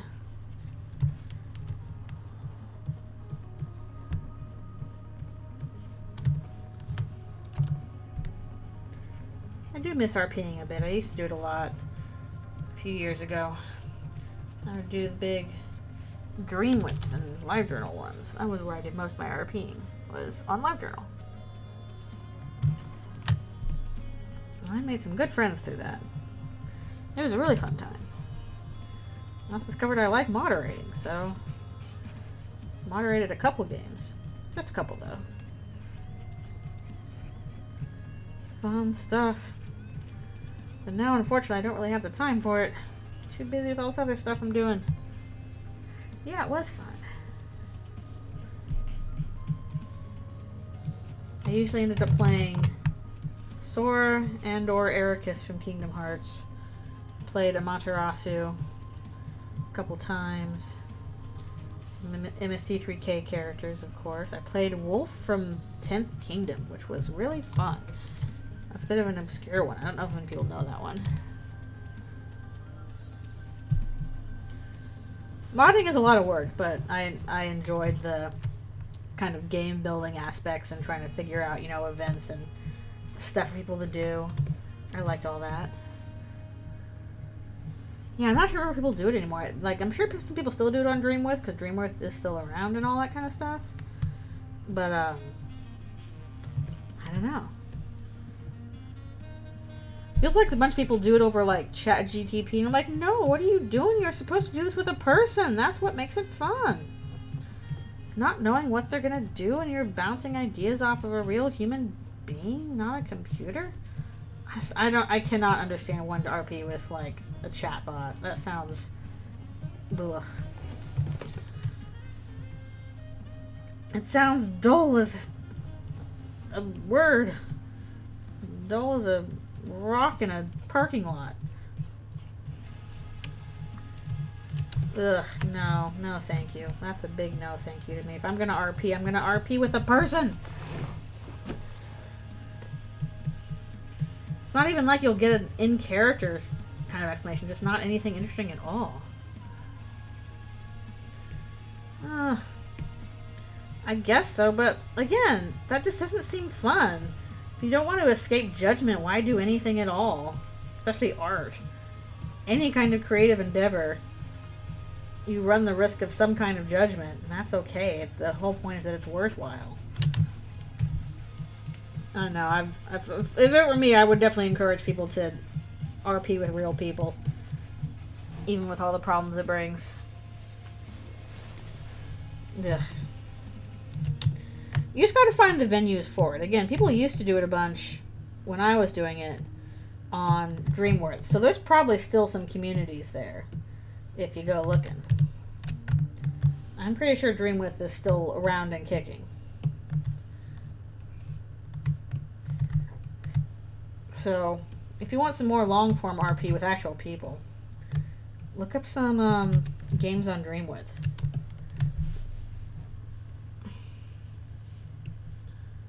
You can do pretty much any, especially if you join like the big multi-fandom RPs, you can pick any character you want and have them interact with whoever you want. Okay. But this is going to be our last bit that we're working on here. We'll do those guys in a little bit because they're on a separate layer. But before I go, I'll show off a little bit of what's going on the other scene I'm working on, which is going to take a lot longer to finish because it is long and complicated. Pretty sure it's here towards the bottom. I'm just going to pick a random page. Thank you. So, stuff going on with Queen boss battle. You can tell this is going to get complicated quickly. And yep, that is something we do. But yeah, this scene is taking me a really long time. This isn't even the super action one, just kind of a lot of stuff going on. A lot of crazy perspective stuff for this particular scene, so it's part of the reason why it's taking a while. Plus, it's probably gonna have a lot of acid effects. Oh, thank you. Yeah, a lot of. They're carrying a sword the whole time, basically going like Shadow of the Colossus on this. Good grief. Thank you. Hopefully, this will be fun. Chris does die twice, though, so watch out for that. Like, they're immediately, like, brought back, but it's like, oh, you know, kind of thing when you're fighting a boss and you die a couple times. Just very unfortunate they're getting it in real life here. Yeah, Shadow of the Colossus. I tried to play Shadow of the Colossus, but my hands got so sweaty. I was so nervous trying to play it. I couldn't get past the third Colossus, so I have to appreciate it from afar. It's a really good game, but I don't think I can play it. Yeah, once again, poor Chris. They're dealing with so much. Dying twice in a row is hard enough. Yeah, if you can read the Parasite chapter, then this will be fine. I don't think there's anything, like, super graphic. Mostly it's implied. But yeah, so I think that's where we're going to stop for today.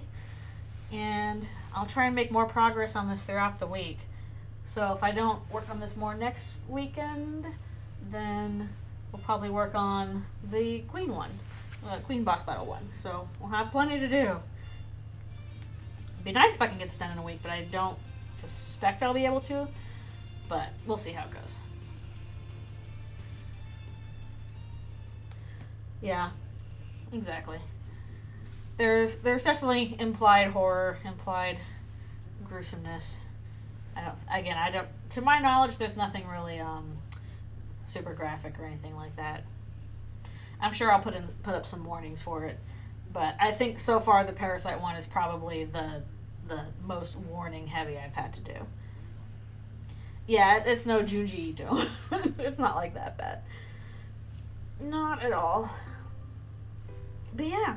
Thank you guys so much for coming to this art stream. I'm so nice to be back streaming again with the new setup and making progress on this comic, which if it's not out this week, it'll be probably done by next week if all goes well, because we just gotta do shading and all that stuff on it, and we'll just keep on keeping on. Lots more to come. So yeah, thanks for coming along to the stream. Oh, you changed your color really quickly. And I appreciate y'all being here. I hope you have a great rest of the evening. And I should be doing more Undertale Yellow on Friday night, as far as I know. So yeah, hope you guys have a great time. Thanks again. I will see you all next time. Alrighty, see ya later.